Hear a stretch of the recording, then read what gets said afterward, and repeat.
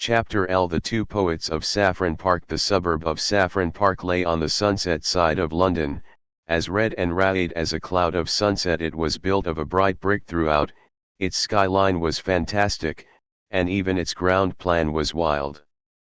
It had been the outburst of a speculative builder, faintly tinged with art, who called its architecture sometimes Elizabethan and sometimes Queen Anne, apparently under the impression that the Envoi sovereigns were identical.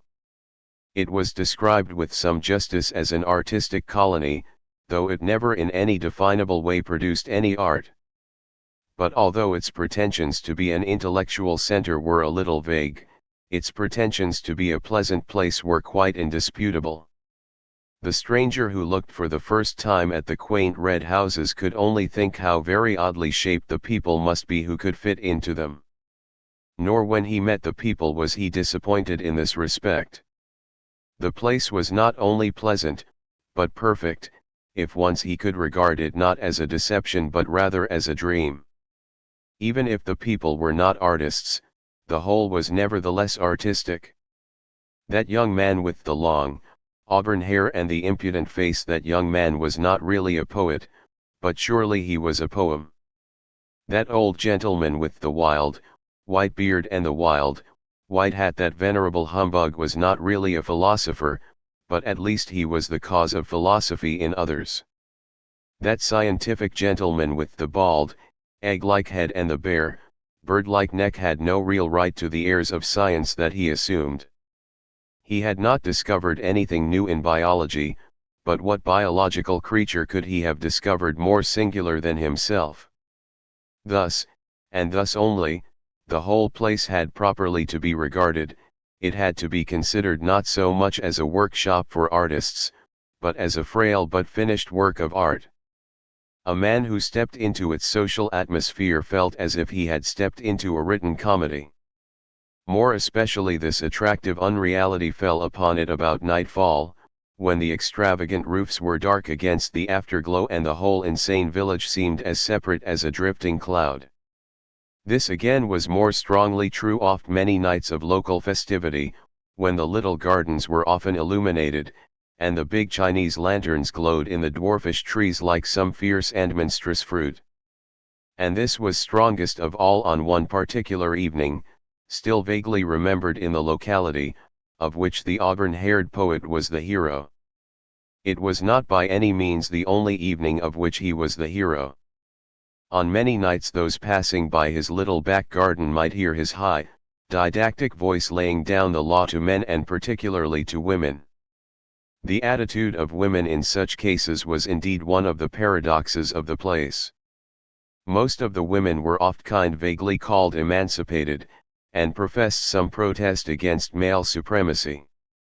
Yet these new women would always pay to a man the extravagant compliment which no ordinary woman ever pays to him, that of listening while he is talking. And Mr. Lucian Gregory, the red-haired poet, was really, in some sense, a man worth listening to, even if one only laughed at the end of it. He put the old cant of the lawlessness of art and the art of lawlessness with a certain impudent freshness which gave at least a momentary pleasure. He was helped in some degree by the arresting oddity of his appearance, which he worked, as the phrase goes, for all it was worth. His dark red hair parted in the middle was literally like a woman's, and curved into the slow curls of a virgin in a pre-Raphaelite picture. From within this almost saintly oval, however, his face projected suddenly broad and brutal, the chin carried forward with a look of cockney contempt. This combination at once tickled and terrified the nerves of a neurotic population. He seemed like a walking blasphemy, a blend of the angel and the ape. This particular evening, if it is remembered for nothing else, will be remembered in that place for its strange sunset. It looked like the end of the world. All the heavens seemed covered with a quite vivid and palpable plumage. You could only say that the sky was full of feathers, and of feathers that almost brushed the face. Across the great part of the dome they were grey, with the strangest tints of violet and mauve and an unnatural pink or pale green, but towards the west the whole grew past description, transparent and passionate, and the last red-hot plumes of it covered up the sun like something too good to be seen. The whole was so close about the earth, as to express nothing but a violent secrecy. The very empyrean seemed to be a secret. It expressed that splendid smallness which is the soul of local patriotism. The very sky seemed small. I say that there are some inhabitants who may remember the evening if only by that oppressive sky. There are others who may remember it because it marked the first appearance in the place of the second poet of Saffron Park. For a long time the red-haired revolutionary had reigned without a rival.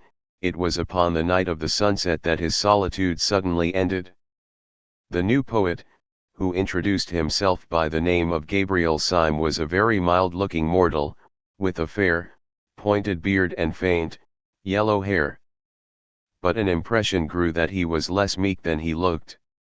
He signalized his entrance by differing with the established poet, Gregory, upon the whole nature of poetry. He said that he, Syme, was poet of law, a poet of order, nay, he said he was a poet of respectability. So all the Saffron Parkers looked at him as if he had that moment fallen out oft that impossible sky. In fact, Mr. Lucian Gregory, the anarchic poet, connected the two events. It may well be, he said, in his sudden lyrical manner, it may well be on such a night of clouds and cruel colors that there is brought forth upon the earth such a portent as a respectable poet. You say you are a poet of law, I say you are a contradiction in terms. I only wonder there were not comets and earthquakes on the night you appeared in this garden. The man with the meek blue eyes and the pale, pointed beard endured these thunders with a certain submissive solemnity. The third party of the group, Gregory's sister Rosamond, who had her brother's braids of red hair, but a kindlier face underneath them, laughed with such mixture of admiration and disapproval as she gave commonly to the family oracle. Gregory resumed in high oratorical good humor. An artist is identical with an anarchist, he cried. You might transpose the words anywhere. An anarchist is an artist. The man who throws a bomb is an artist, because he prefers a great moment to everything. He sees how much more valuable is one burst of blazing light, one peal of perfect thunder, than the mere common bodies of a few shapeless policemen. An artist disregards all governments, abolishes all conventions. The poet delights in disorder only. If it were not so, the most poetical thing in the world would be the Underground Railway. So it is, said Mr. Syme. Nonsense, said Gregory, who was very rational when anyone else attempted paradox. Why do all the clerks and navvies in the railway trains look so sad and tired, so very sad and tired? I will tell you. It is because they know that the train is going right. It is because they know that whatever place they have taken a ticket for, that place they will reach. It is because after they have passed Sloane Square they know that the next station must be Victoria, and nothing but Victoria. Oh, their wild rapture! Oh, their eyes like stars and their souls again in Eden, if the next station were unaccountably Baker Street. It is you who are unpoetical, replied the poet Syme. If what you say of clerks is true, they can only be as prosaic as your poetry. The rare, strange thing is to hit the mark, the gross, obvious thing is to miss it. We feel it is epical when man with one wild arrow strikes a distant bird. Is it not also epical when man with one wild engine strikes a distant station?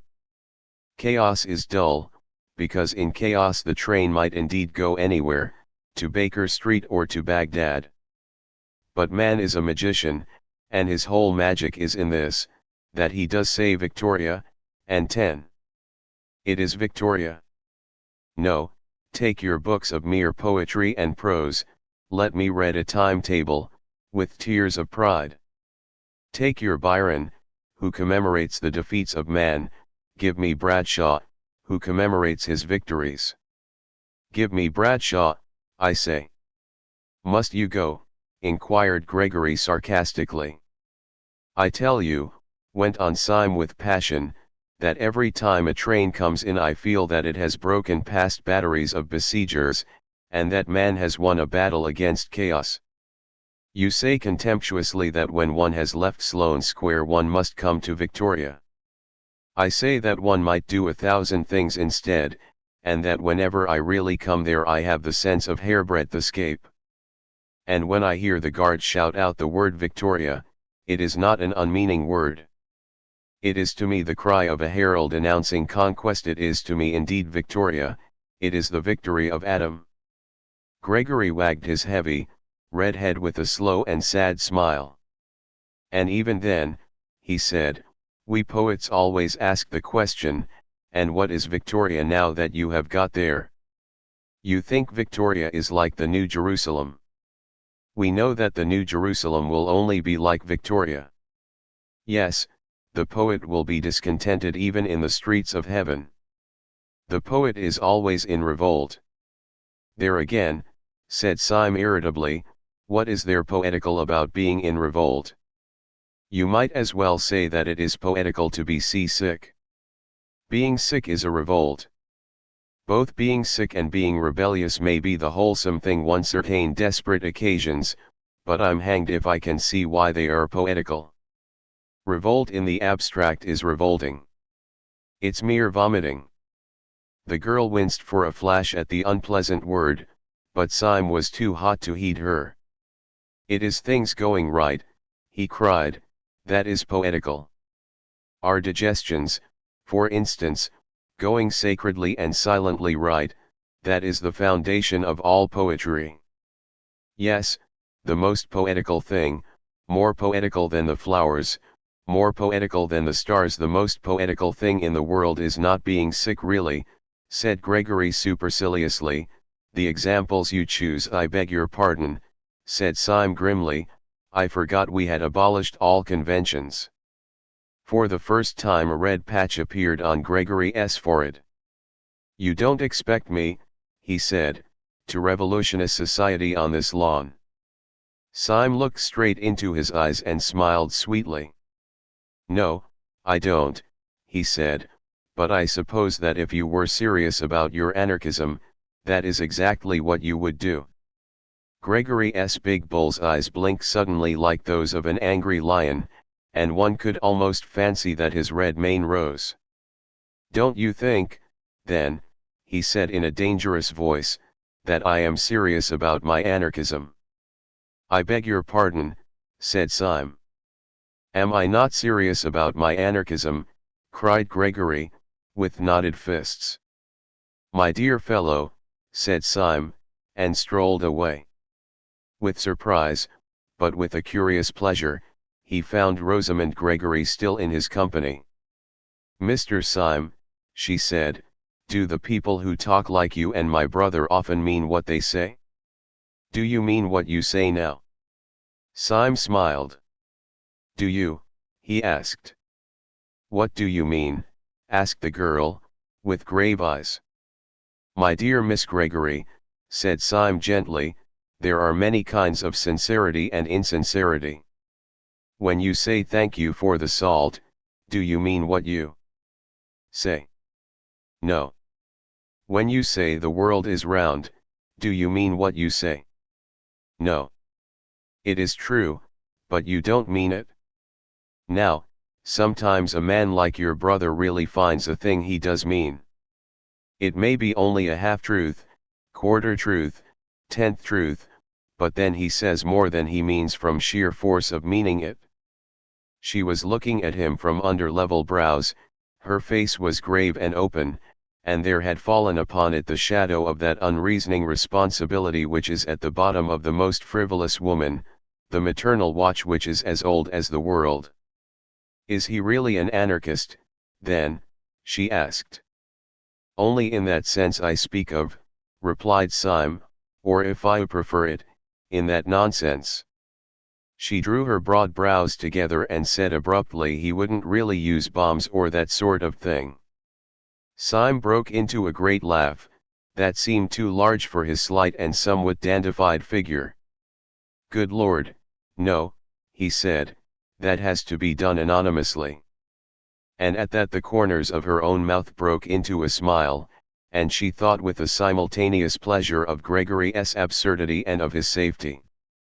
Syme strolled with her to a seat in the corner of the garden, and continued to pour out his opinions.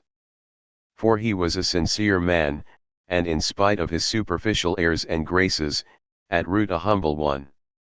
And it is always the humble man who talks too much, the proud man watches himself too closely. He defended respectability with violence and exaggeration. He grew passionate in his praise of tidiness and propriety. All the time there was a smell of lilac all round him. Once he heard very faintly in some distant street a barrel organ begin to play, and it seemed to him that his heroic words were moving to a tiny tune from under or beyond the world. He stared and talked at the girl's red hair and amused face for what seemed to be a few minutes, and then, feeling that the groups in such a place should mix, rose to his feet. To his astonishment, he discovered the whole garden empty. Everyone had gone long ago, and he went himself with a rather hurried apology. He left with a sense of champagne in his head, which he could not afterwards explain. In the wild events which were to follow this girl had no part at all, he never saw her again until all his tale was over. And yet, in some indescribable way, she kept recurring like a motive in music through all his mad adventures afterwards, and the glory of her strange hair ran like a red thread through those dark and ill-drawn tapestries oft night, for what followed was so improbable, that it might well have been a dream. When Syme went out into the starlit street, he found it for the moment empty. Then he realized, in some odd way, that the silence was rather a living silence than a dead one. Directly outside the door stood a street lamp, whose gleam gilded the leaves of the tree that bent out over the fence behind him. About a foot from the lamp post stood a figure almost as rigid and motionless as the lamp post itself. The tall hat and long frock coat were black, the face, in an abrupt shadow, was almost as dark, only a fringe of fiery hair against the light, and also something aggressive in the attitude, proclaimed that it was the poet Gregory. He had something oft look of a masked bravo waiting sword in hand for his foe. He made a sort of doubtful salute, which Syme somewhat more formally returned. "I was waiting for you," said Gregory. "Might I have a moment's conversation?" "Certainly." "About what?" asked Syme in a sort of weak wonder.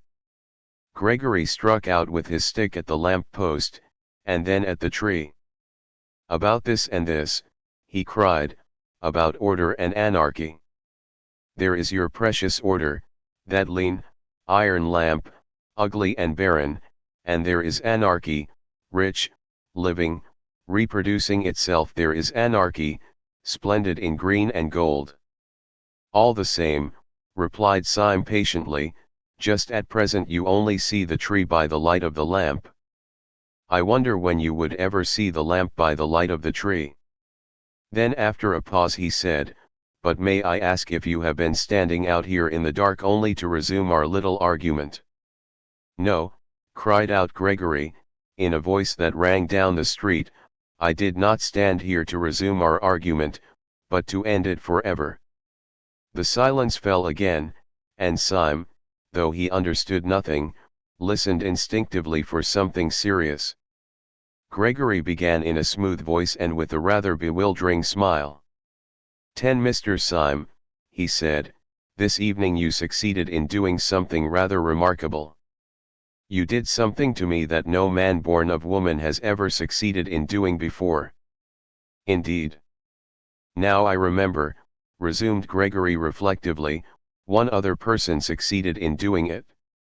The captain of a penny steamer, if I remember correctly, at Southend. You have irritated me." "I am very sorry," replied Syme with gravity.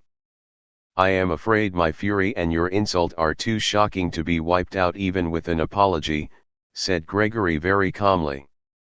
No duel could wipe it out. If I struck you dead I could not wipe it out. There is only one way by which that insult can be erased, and that way I choose.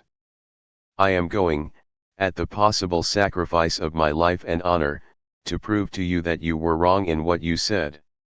In what I said?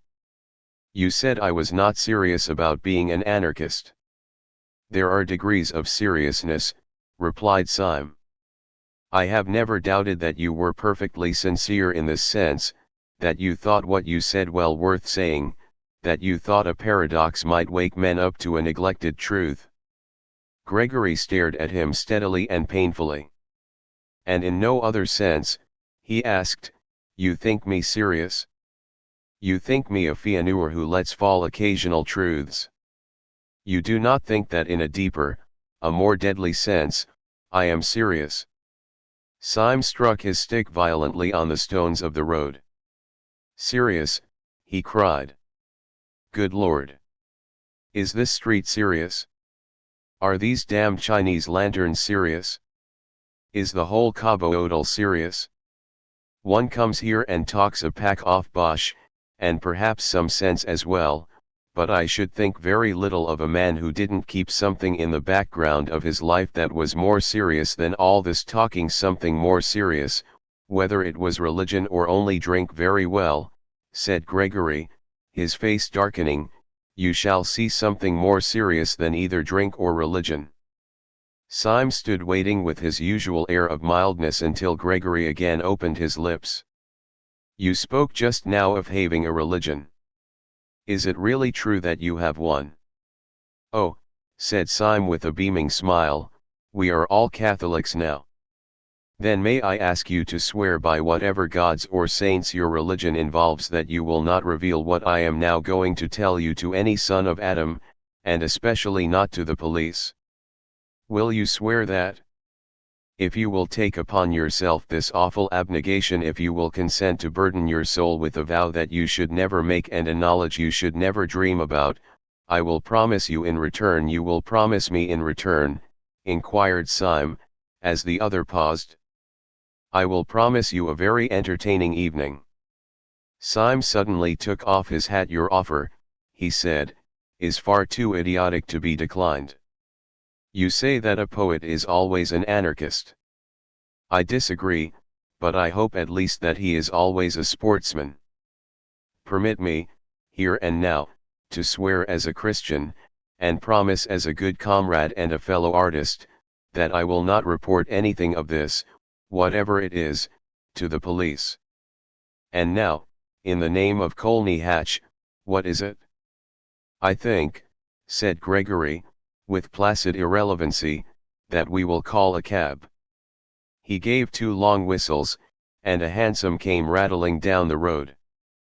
The two got into it in silence.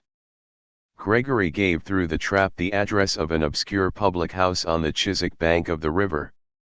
The cab whisked itself away again, and in it these Envo fantastics quitted their fantastic town. Chapter 11. The Secret of Gabriel Syme. The cab pulled up before a particularly dreary and greasy beer shop, into which Gregory rapidly conducted his companion. They seated themselves in a close and dim sort of bar parlour, at a stained wooden table with one wooden leg.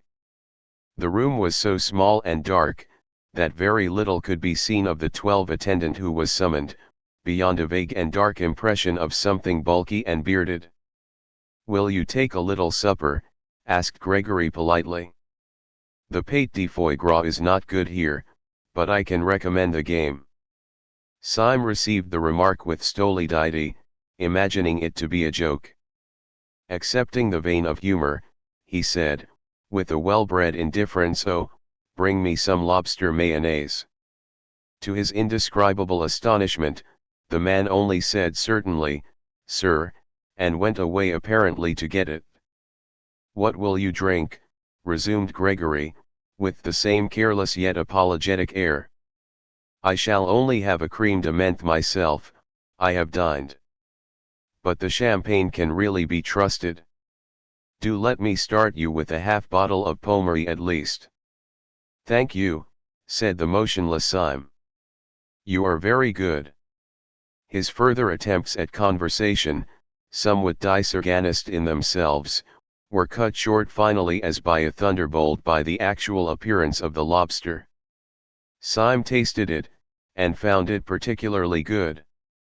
Then he suddenly began to eat with great rapidity and appetite. "Excuse me if I enjoy myself rather obviously," he said to Gregory, smiling. "I don't often have the luck to have a dream like this. It is new to me for a nightmare to lead to a lobster. It is commonly the other way." "You are not asleep, I assure you," said Gregory. "You are, on the contrary, close to the most actual and rousing moment of your existence. Ah, here comes your champagne.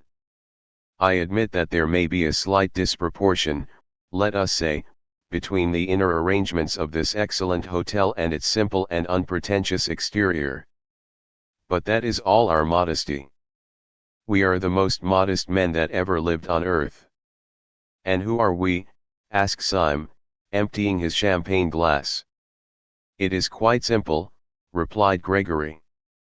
"We are the serious anarchists, in whom you do not believe." "Oh," said Syme shortly. "You do yourselves well in drinks." "Yes, we are serious about everything," answered Gregory. Then after a pause he added, "If in a few moments this table begins to turn round a little, don't put it down to your inroads into the champagne. I don't wish you to do yourself an injustice." "Well, if I am not drunk, I am mad," replied Syme with perfect calm, "that I trust one can behave like a gentleman in either condition. May I smoke?" "Certainly," said Gregory, producing a cigar case. "Try one of mine."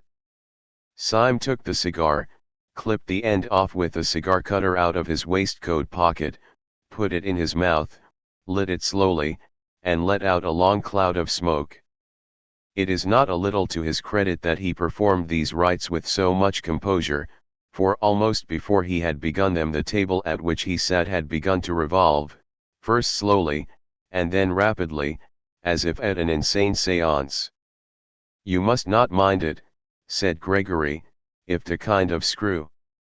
"Quite so," said Syme placidly, "a kind of screw. How simple that is." The next moment the smoke of his cigar, which had been wavering across the room in snaky fivists, went straight up as if from a factory chimney, and the TWO, with their chairs and table, shot down through the floor as if the earth had swallowed them. They went rattling down a kind of roaring chimney as rapidly as a lift cut loose, and they came with an abrupt bump to the bottom. But when Gregory threw open a pair of doors and let in a red subterranean light, Syme was still smoking with one leg thrown over the other, and had not turned a yellow hair. Gregory led him down a low, vaulted passage, at the end of which was the red light. It was an enormous crimson lantern, nearly as big as a fireplace, fixed over a small but heavy iron door. In the door there was a sort of hatchway or grating, and on this Gregory struck 5 times. A heavy voice with a foreign accent asked him who he was. To this he gave the more or less unexpected reply, "Mr. Joseph Chamberlain." The hinges began to move, it was obviously some kind of password.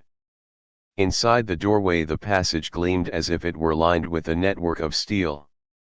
On a second glance, Syme saw that the glittering pattern was really made up of ranks and ranks of rifles and revolvers, closely packed or interlocked. "I must ask you to forgive me all these formalities," said Gregory, "we have to be very strict here." "Oh, don't apologize," said Syme. "I know your passion for law and order," and he stepped into the passage lined with the steel weapons. With his long, fair hair and rather foppish frock coat, he looked a singularly frail and fanciful figure as he walked down that shining avenue of death. They passed through several such passages, and came out at last into a queer steel chamber with curved walls, almost spherical in shape, but presenting, with its tiers of benches, something of the appearance of a scientific lecture theater.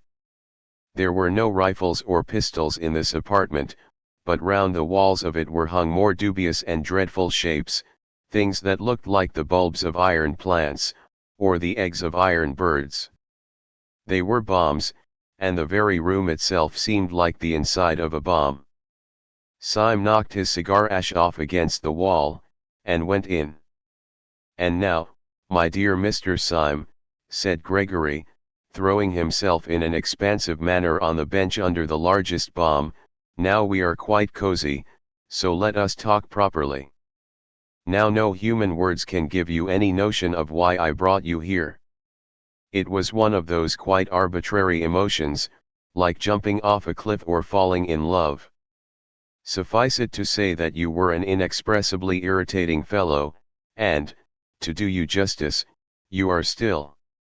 I would break 20 oaths of secrecy for the pleasure of taking you down a peg. That way you have of lighting a cigar would make a priest break the seal of confession. Well, you said that you were quite certain I was not a serious anarchist. Does this place strike you as being serious?" "It does seem to have a moral under all its gaiety," assented Syme, "but may I ask you NVO questions?" "You need not fear to give me information, because, as you remember, you very wisely extorted from me a promise not to tell the police, a promise I shall certainly keep. So it is in mere curiosity that I make my queries. First of all, what is it really all about? What is it you object to? You want to abolish government." "To abolish God," said Gregory, opening the eyes of a fanatic. "We do not only want to upset a few despotisms and police regulations, that sort of anarchism does exist, but it is a mere branch of the nonconformists.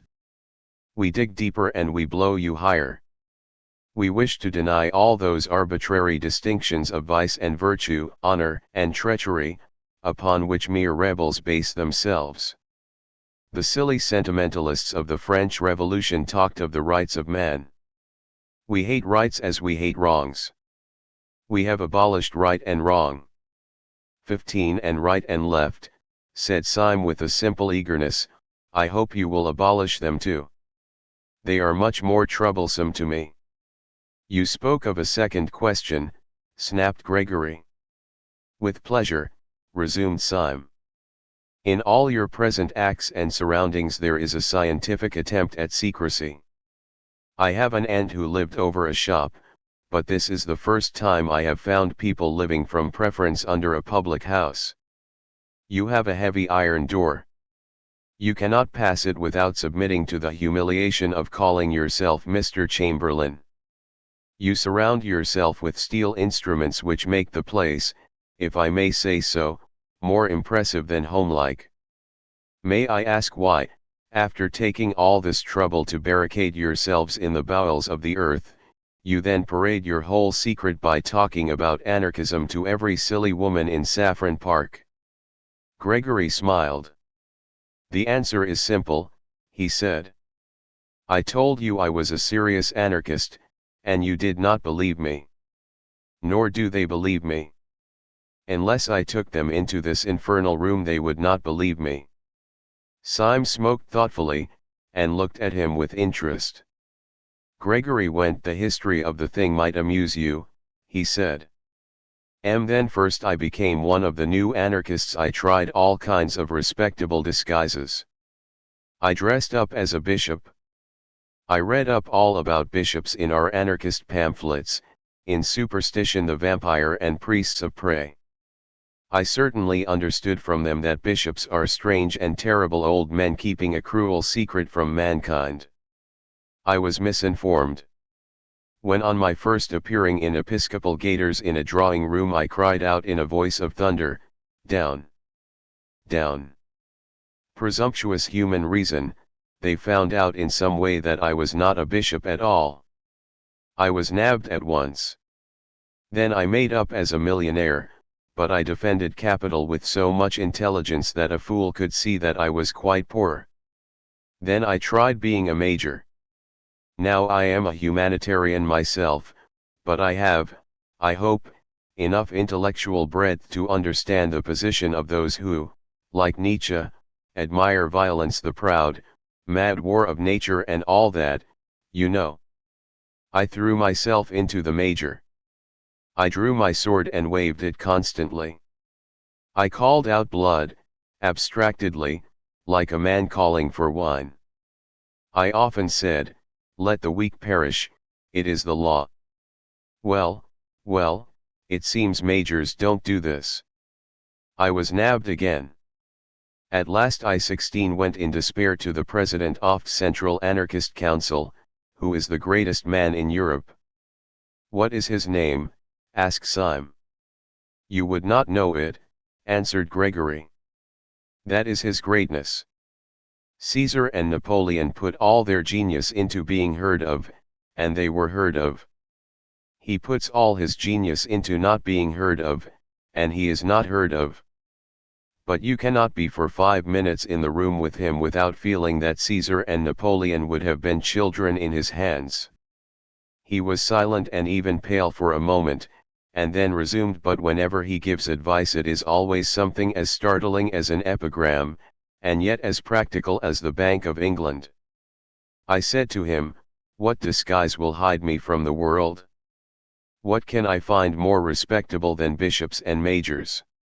He looked at me with his large but indecipherable face. You want a safe disguise, do you? You want a dress which will guarantee you harmless, a dress in which no one would ever look for a bomb. I nodded. He suddenly lifted his lion's voice. Why, then, dress up as an anarchist, you fool, he roared so that the room shook. Nobody will ever expect you to do anything dangerous then. And he turned his broad back on me without another word. Took his advice, and have never regretted it. I preached blood and murder to those women day and night, and by would let me will their perambulators.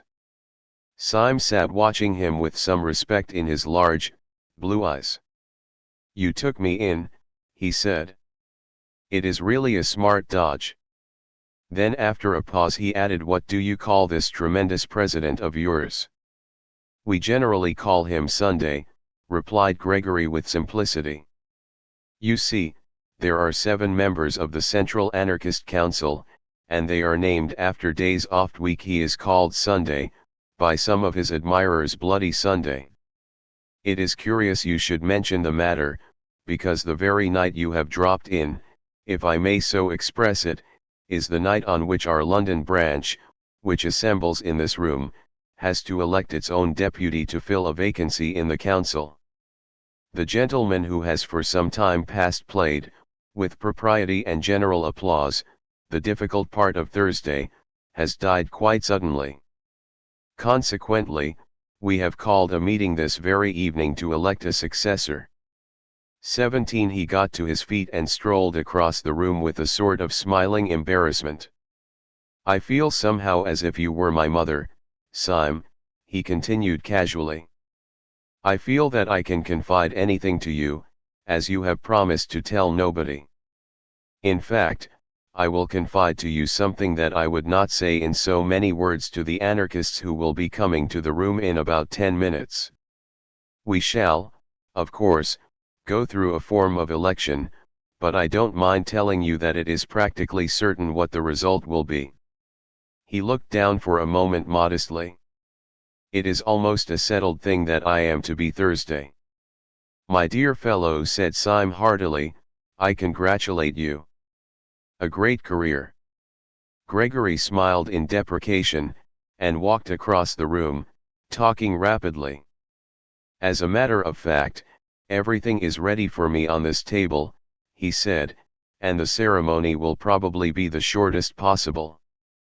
Syme also strolled across to the table, and found lying across it a walking stick, which turned out on examination to be a sword stick, a large Colt's revolver, a sandwich case, and a formidable flask of brandy. Over the chair, beside the table, was thrown a heavy-looking cape or cloak. I have only to get the form of election finished, continued Gregory with animation, then I snatch up this cloak and stick, Stuff these other things into my pocket, step out of a door in this cavern, which opens on the river, where there is a steam tug already waiting for me, and then oh, the wild joy of being Thursday. And he clasped his hands. Syme, who had sat down once more with his usual insolent languor, got to his feet with an unusual air of hesitation.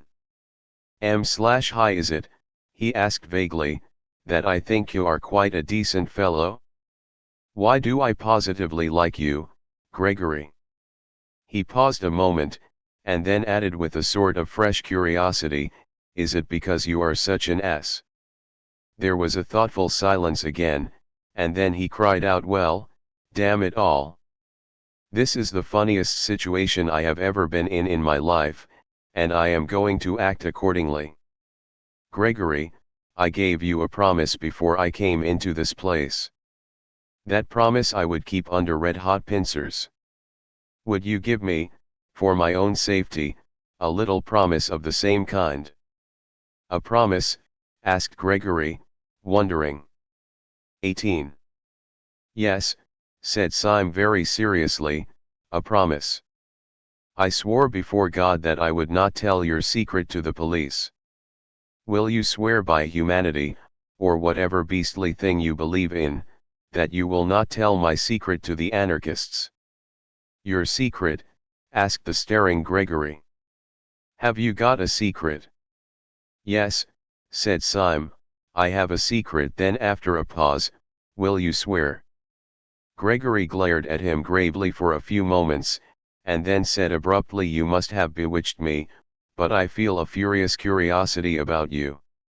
Yes, I will swear not to tell the anarchists anything you tell me. But look sharp, for they will be here in a couple of minutes. Syme rose slowly to his feet and thrust his long, white hands into his long, grey trousers pockets. Almost as he did so there came 5 knocks on the outer grating, proclaiming the arrival of the first of the conspirators. Well, said Syme slowly, I don't know how to tell you the truth more shortly than by saying that your expedient of dressing up as an aimless poet is not confined to you or your president. We have known the dodge for some time at Scotland Yard. Gregory tried to spring up straight, but he swayed thrice. What do you say? He asked in an inhuman voice. Yes, said Syme simply, I am a police detective. But I think I hear your friends coming. From the doorway there came a murmur of Mr. Joseph Chamberlain. It was repeated twice and thrice, and then 30 times, and the crowd of Joseph Chamberlains, a solemn thought, could be heard trampling down the corridor. Chapter ill. The man who was Thursday before one of the fresh faces could appear at the doorway, Gregory's stunned surprise had fallen from him. He was beside the table with a bound, and a noisy in his throat like a wild beast. He caught up the Colt's revolver and took aim at Syme. Syme did not flinch, but he put up a pale and polite hand. Don't be such a silly man, he said, with the effeminate dignity of a curate. Don't you see it's not necessary? Don't you see that we're both in the same boat? Yes, and jolly sea-sick. Gregory could not speak, but he could not fire either, and he looked his question. Don't you see we've checkmated each other, cried Syme. I can't tell the police you're an anarchist, you can't tell the anarchists I'm a policeman. I can only watch you, knowing what you are, you can only watch me, knowing what I am. In short, if to lonely, intellectual duel, my head against yours. I'm a policeman deprived of the help of the police. You, my poor fellow, are an anarchist deprived of help of that law and organization which is so essential to anarchy. The one solitary difference is in your favor. You are not surrounded by inquisitive policemen, I am surrounded by inquisitive anarchists. I cannot betray you, but I might betray myself. Come, come. Wait and see me betray myself. I shall do it so nicely. Gregory put the pistol slowly down, still staring at Syme as if he were a sea monster. "I don't believe in immortality," he said at last, "but if, after all this, you were to break your word, God would make a hell only for you, to howl in forever." "I shall not break my word," said Syme sternly, "nor will you break yours. Here are your friends." The mass of the anarchists entered the room heavily, with a slouching and somewhat weary gait, but one little man, with a black beard and glasses, a man somewhat of the type of Mr. Tim Healy, detached himself, and bustled forward with some papers in his hand. "Comrade Gregory," he said, "I suppose this man is a delegate." Gregory, taken by surprise, looked down and muttered the name of Syme, but Syme replied almost pertly, "I am glad to see that your gate is well enough guarded to make it hard for anyone to be here who was not a delegate." The brow-offed little man with the black beard was, however, still contracted with something like suspicion. "What branch do you represent?" he asked sharply. "I should hardly call it a branch," said Syme, laughing, "I should call it at the very least a route." "What do you mean?" "The fact is," said Syme serenely, "the truth is I am a Sabbatarian. I have been specially sent here to see that you show a due observance of Sunday." The little man dropped one of his papers, and a flicker of fear went over all the faces of the group. Evidently the awful president, whose name was Sunday, did sometimes send down such irregular ambassadors to such branch meetings. "Well, comrade," said the man with the papers after a pause, "I suppose we'd better give you a seat in the meeting." "If you ask my advice as a friend," said Syme with severe benevolence, "I think you'd better." When Gregory heard the dangerous dialogue and, with a sudden safety for his rival, he rose abruptly and paced the floor in painful thought, he was, indeed, in an agony of diplomacy. It was clear that Syme's inspired impudence was likely to bring him out of all merely accidental dilemmas. Little was to be hoped from them. He could not himself betray Syme, partly from honor, but partly also because, if he betrayed him and for some reason failed to destroy him, the Syme who escaped would be a Syme freed from all obligation of secrecy, a Syme who would simply walk to the nearest police station. After all, it was only one night's discussion, and only one detective who would know of it. He would let out as little as possible of their plans that night, and then let Syme go, and chance it. He strode across to the group of anarchists, which was already distributing itself along the benches. "I think it is time we began," he said, "the steam tug is waiting on the river already. I move that Comrade Buttons takes the chair." This being approved by a show of hands, the little man with the papers slipped into the presidential seat. "Comrades," he began, as sharp as a pistol shot, "our meeting tonight is important, though it need not be long. This branch has always had the honor of electing Thursdays for the Central European Council. We have elected many and splendid Thursdays. We all lament the sad decease of the heroic worker who occupied the post until last week. As you know, his services to the cause were 21 considerable. He organized the great dynamite coup of Brighton which, under happier circumstances, ought to have killed everybody on the pier. As you also know, his death was as self-denying as his life, for he died through his faith in a hygienic mixture of chalk and water as a substitute for milk, which beverage he regarded as barbaric, and as involving cruelty to the cow. Cruelty, or anything approaching to cruelty, revolted him always.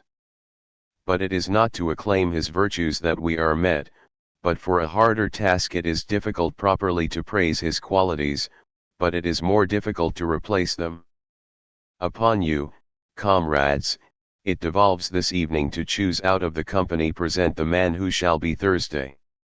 If any comrade suggests a name, I will put it to the vote. If no comrade suggests a name, I can only tell myself that that dear dynamiter, who is gone from us, has carried into the unknowable abysses the last secret of his virtue and his innocence. There was a stir of almost inaudible applause, such as is sometimes heard in church. Then a large old man, with a long and venerable white beard, perhaps the only real working man present, rose lumberingly and said, "I move that Comrade Gregory be elected Thursday," and sat lumberingly down again. "Does anyone second?" asked the chairman. A little man with a velvet coat and pointed beard seconded. "Before I put the matter to the vote," said the chairman, "I will call on Comrade Gregory to make a statement." Gregory rose amid a great rumble of applause. His face was deadly pale, so that by contrast his queer red hair looked almost scarlet. But he was smiling and altogether at ease. He had made up his mind, and he saw his best policy quite plain in front of him like a white road.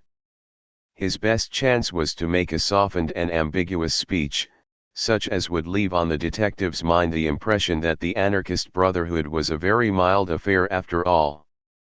He believed in his own literary power, his capacity for suggesting fine shades and picking perfect words. He thought that with care he could succeed, in spite of all the people around him, in conveying an impression of the institution, subtly and delicately false. Syme had once thought that anarchists, under all their bravado, were only playing the fool. Could he not now, in the hour of peril, make Syme think so again? 22 comrades, began Gregory, in a low but penetrating voice, "it is not necessary for me to tell you what is my policy, for it is your policy also. Our belief has been slandered, it has been disfigured, it has been utterly confused and concealed, but it has never been altered. Those who talk about anarchism and its dangers go everywhere and anywhere to get their information, except to us, except to the fountainhead. They learn about anarchists from sixpenny novels, they learn about anarchists from tradesmen's newspapers, they learn about anarchists from Ally Sloper's Half Holiday and the Sporting Times. They never learn about anarchists from anarchists. We have no chance of denying the mountainous slanders which are heaped upon our heads from one end of Europe to another. The man who has always heard that we are walking plagues has never heard our reply. I know that he will not hear it tonight, though my passion were to rend the roof. For it is deep, deep under the earth that the persecuted are permitted to assemble, as the Christians assembled in the catacombs. But if, by some incredible accident, there were here tonight a man who all his life had thus immensely misunderstood us, I would put this question to him: when those Christians met in those catacombs, what sort of moral reputation had they in the streets above? What tales were told of their atrocities by one educated Roman to another? Suppose, I would say to him, suppose that we are only repeating that still mysterious paradox of history. Suppose we seem as shocking as the Christians because we are really as harmless as the Christians. Suppose we seem as mad as the Christians because we are really as meek. The applause that had greeted the opening sentences had been gradually growing fainter, and at the last word it stopped suddenly. In the abrupt silence, the man with the velvet jacket said, in a high, squeaky voice, "I'm not meek." "Comrade Witherspoon tells us," resumed Gregory, "that he is not meek. Ah, how little he knows himself. His words are, indeed, extravagant, his appearance is ferocious, and even, to an ordinary taste, unattractive. But only the eye of a friendship as deep and delicate as mine can perceive the deep foundation of solid meekness which lies at the base of him, too deep even for himself to see. Repeat, we are the true early Christians, only that we come too late. We are simple, as they revere simple. Look at Comrade Witherspoon. We are modest, as they were modest. Look at me. We are merciful." "No, no," called out Mr. Witherspoon with the velvet jacket. 23. "I say we are merciful," repeated Gregory furiously, "as the early Christians were merciful. Yet this did not prevent their being accused of eating human flesh. "We do not eat human flesh, shame," cried Witherspoon. "Why not?" "Comrade Witherspoon," said Gregory, with a feverish gaiety, "is anxious to know why nobody eats him." Laughter. "In our society, at any rate, which loves him sincerely, which is founded upon love." "No, no," said Witherspoon, "down with love." "Which is founded upon love," repeated Gregory, grinding his teeth. "There will be no difficulty about the aims which we shall pursue as a body, or which I should pursue were I chosen as the representative of that body. Superbly careless of the slanders that represent us as assassins and enemies of human society, we shall pursue with moral courage and quiet intellectual pressure, the permanent ideals of brotherhood and simplicity." Gregory resumed his seat and passed his hand across his forehead. The silence was sudden and awkward, but the chairman rose like an automaton, and said in a colorless voice, "Does anyone oppose the election of Comrade Gregory?" The assembly seemed vague and subconsciously disappointed, and Comrade Witherspoon moved restlessly on his seat and muttered in his thick beard. By the sheer rush of routine, however, the motion would have been put and carried. But as the chairman was opening his mouth to put it, Syme sprang to his feet and said in a small and quiet voice, "Yes, Mr. Chairman, I oppose." The most effective fact in oratory is an unexpected change in the voice. Mr. Gabriel Syme evidently understood oratory. Having said these first formal words in a moderated tone and with a brief simplicity, he made his next word ring and volley in the vault as if one of the guns had gone off. "Comrades," he cried, in a voice that made every man jump out of his boots, "have we come here for this? Do we live underground like rats in order to listen to talk like this? This is talk we might listen to while eating buns at a Sunday school treat. Do we line these walls with weapons and bar that door with death lest anyone should come and hear Comrade Gregory saying to us, 'Be good, and you will be happy, honesty is the best policy, and virtue is its own reward'?" 24 There was not a word in Comrade Gregory's address to which a curate could not have listened with pleasure. "Hear, hear. But I am not a curate," loud cheers, "and I did not listen to it with pleasure," renewed cheers. The man who is fitted to make a good curate is not fitted to make a resolute, forcible, and efficient Thursday. "Hear, hear. Comrade Gregory has told us, in only too apologetic a tone, that we are not the enemies of society. But I say that we are the enemies of society, and so much the worse for society. We are the enemies of society, for society is the enemy of humanity, its oldest and its most pitiless enemy. Hear, hear. Comrade Gregory has told us, apologetically again, that we are not murderers.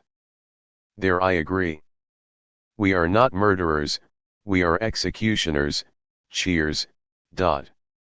Ever since Syme had risen, Gregory had sat staring at him, his face idiotic with astonishment. Now in the pause his lips of clay parted, and he said, with an automatic and lifeless distinctness, "You damnable hypocrite." Syme looked straight into those frightful eyes with his own pale blue ones, and said with dignity, "Comrade Gregory accuses me of hypocrisy. He knows as well as I do that I am keeping all my engagements and doing nothing but my duty. I do not mince words. I do not pretend to. I say that Comrade Gregory is unfit to be Thursday for all his amiable qualities. He is unfit to be Thursday because of his amiable qualities. We do not want the Supreme Council of Anarchy infected with a maudlin mercy. Hear, hear. This is no time for ceremonial politeness, neither is it a time for ceremonial modesty. I set myself against Comrade Gregory as I would set myself against all the governments of Europe, because the anarchist who has given himself to anarchy has forgotten modesty as much as he has forgotten pride." Cheers. "I am not a man at all. I am a cause," renewed cheers. I set myself against Comrade Gregory as impersonally and as calmly as I should choose one pistol rather than another out oft hat rack upon the wall, and I say that rather than have Gregory and his milk and water methods on the Supreme Council, I would offer myself for election. His sentence was drowned in a deafening cataract of applause. The faces, that had grown fiercer and fiercer with approval as his tirade grew more and more uncompromising, were now distorted with grins of anticipation or cloven 25 with delighted cries. At the moment when he announced himself as ready to stand for the post of Thursday, a roar of excitement and assent broke forth, and became uncontrollable, and at the same moment Gregory sprang to his feet, with foam upon his mouth, and shouted against the shouting. "Stop, you blasted madman," he cried, at the top of a voice that tore his throat. "Stop, you!" But louder than Gregory's shouting and louder than the roar of the room came the voice of Syme, still speaking in a peal of pitiless thunder. "I do not go to the council to rebut that slander that calls us murderers, I go to earn it." Loud and prolonged cheering. To the priest who says these men are the enemies of religion, to the judge who says these men are the enemies of law, to the fat parliamentarian who says these men are the enemies of order and public decency, to all these I will reply, you are false kings, but you are true prophets. I am come to destroy you, and to fulfill your prophecies.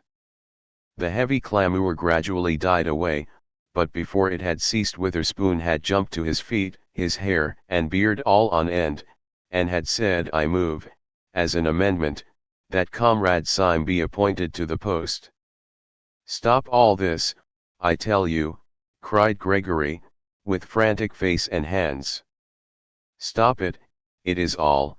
The voice of the chairman clove his speech with a cold accent.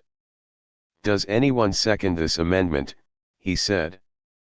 A tall, tired man, with melancholy eyes and an American chin beard, was observed on the back bench to be slowly rising to his feet. Gregory had been screaming for some time past, now there was a change in his accent, more shocking than any scream. "I end all this," he said, in a voice as heavy as stone. "This man cannot be elected." "He is a yes," said Syme, quite motionless. "What is he?" Gregory's mouth worked twice without sound, then slowly the blood began to crawl back into his dead face. "He is a man quite inexperienced in our work," he said, and sat down abruptly. Before he had done so, the long, lean man with the American beard was again upon his feet, and was repeating in a high American monotone, 26. "I beg to second the election of Comrade Syme. The amendment will, as usual, be put first," said Mr. Buttons, the chairman, with mechanical rapidity. "The question is that Comrade Syme." Gregory had again sprung to his feet, panting and passionate.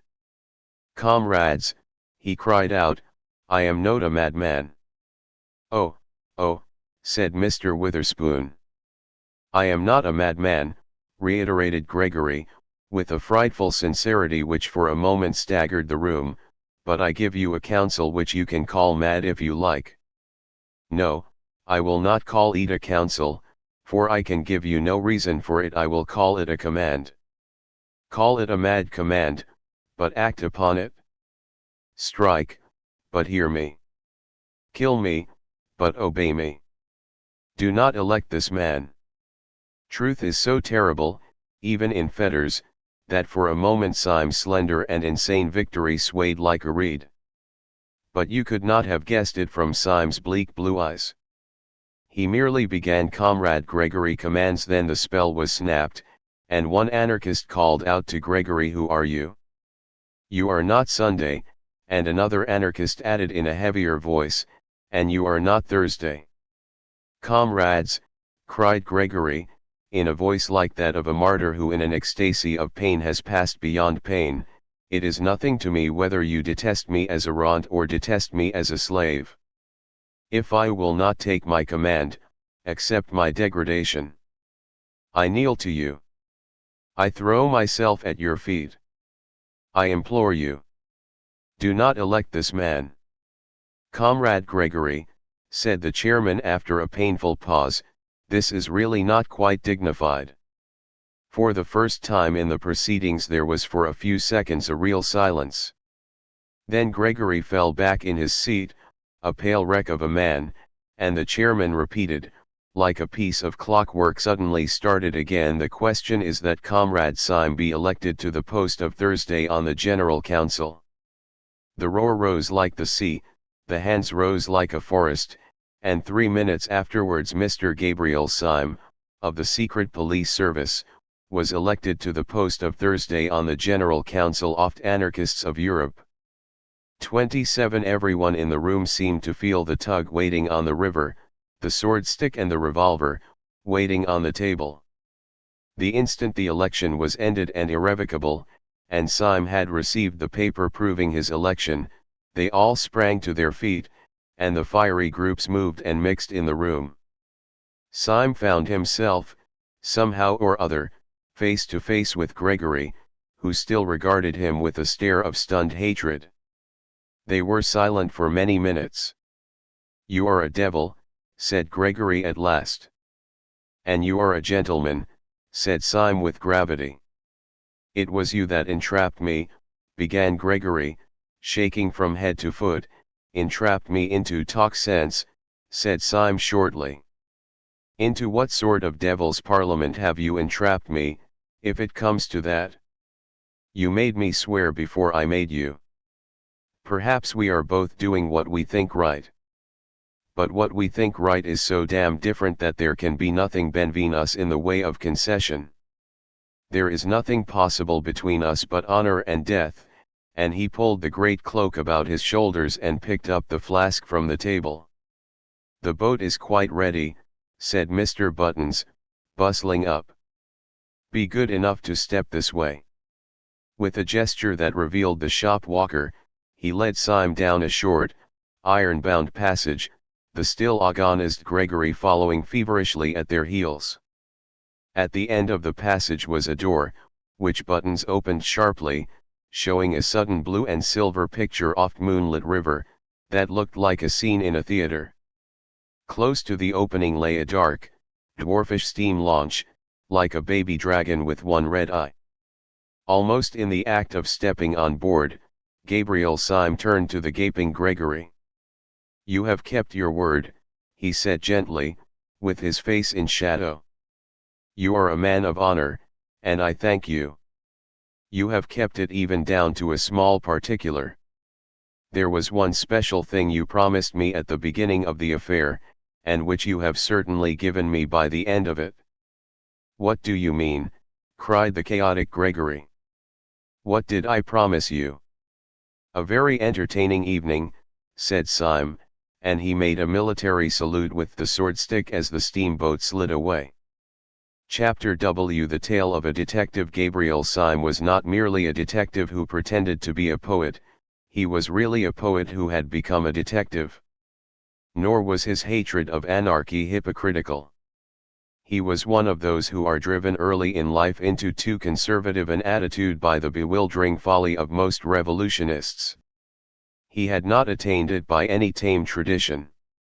His respectability was spontaneous and sudden, a rebellion against rebellion.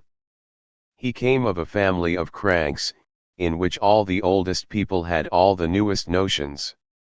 One of his uncles always walked about without a hat, and another had made an unsuccessful attempt to walk about with a hat and nothing else. His father cultivated art and self-realization, his mother went in for simplicity and hygiene. Hence the child, during his tenderer years, was wholly unacquainted with any drink between the extremes of absinthe and cocoa, of both of which he had a healthy dislike. The more his mother preached a more than Puritan abstinence, the more did his father expand into a more than pagan latitude, and by the time the former had come to enforcing vegetarianism, the latter had pretty well reached the point of defending cannibalism. Being surrounded with every conceivable kind of revolt from infancy, Gabriel had to revolt into something, so he revolted into the only thing left: sanity. but there was just enough in him of the blood of these fanatics to make even his protest for common sense a little too fierce to be sensible. His hatred of modern lawlessness had been crowned also by an accident. It happened that he was walking in a side street at the instant of a dynamite outrage. He had been blind and deaf for a moment, and then seen, the smoke clearing, the broken windows and the bleeding faces. After that he went about as usual, quiet, courteous, rather gentle, but there was a spot on his mind that was not sane.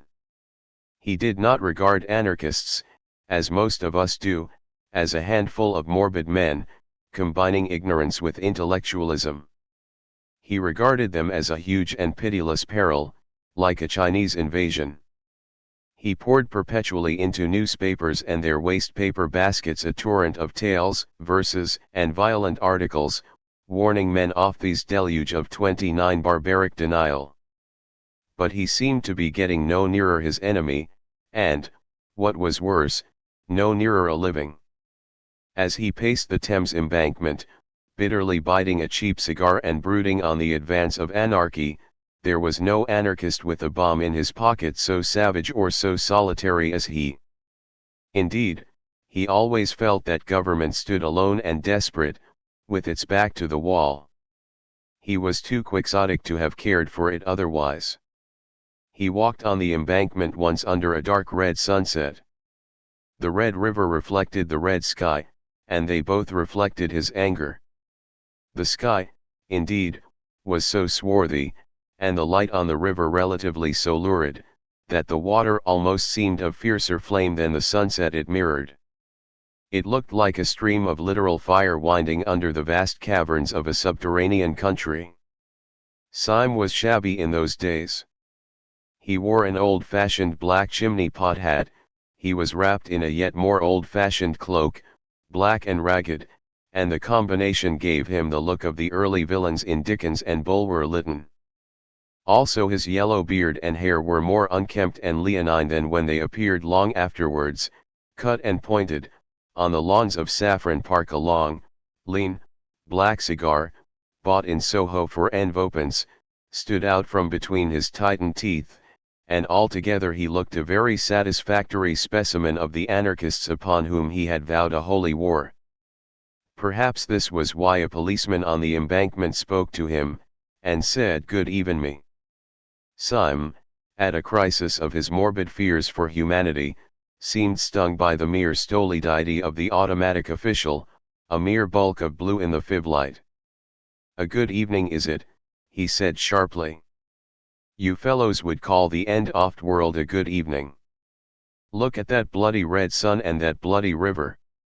I tell you that if that were literally human blood, spilt and shining, you would still be standing here as solid as ever, looking out for some poor harmless tramp whom you could move on. You policemen are cruel to the poor, but I could forgive you even your cruelty if it were not for your calm." "If we are calm," replied the policeman, "it is the calm of organized resistance." "Eh," said Syme, staring. "The soldier must be calm in the thick of the battle," pursued the policeman. "The composure of an army is the anger of a nation." "Good God, the board schools," said Syme. "Is this undenominational education?" "No," said the policeman sadly, "I never had any of those advantages. The board schools came after my time. What education I had was very rough and old-fashioned, I am afraid." "Where did you have it?"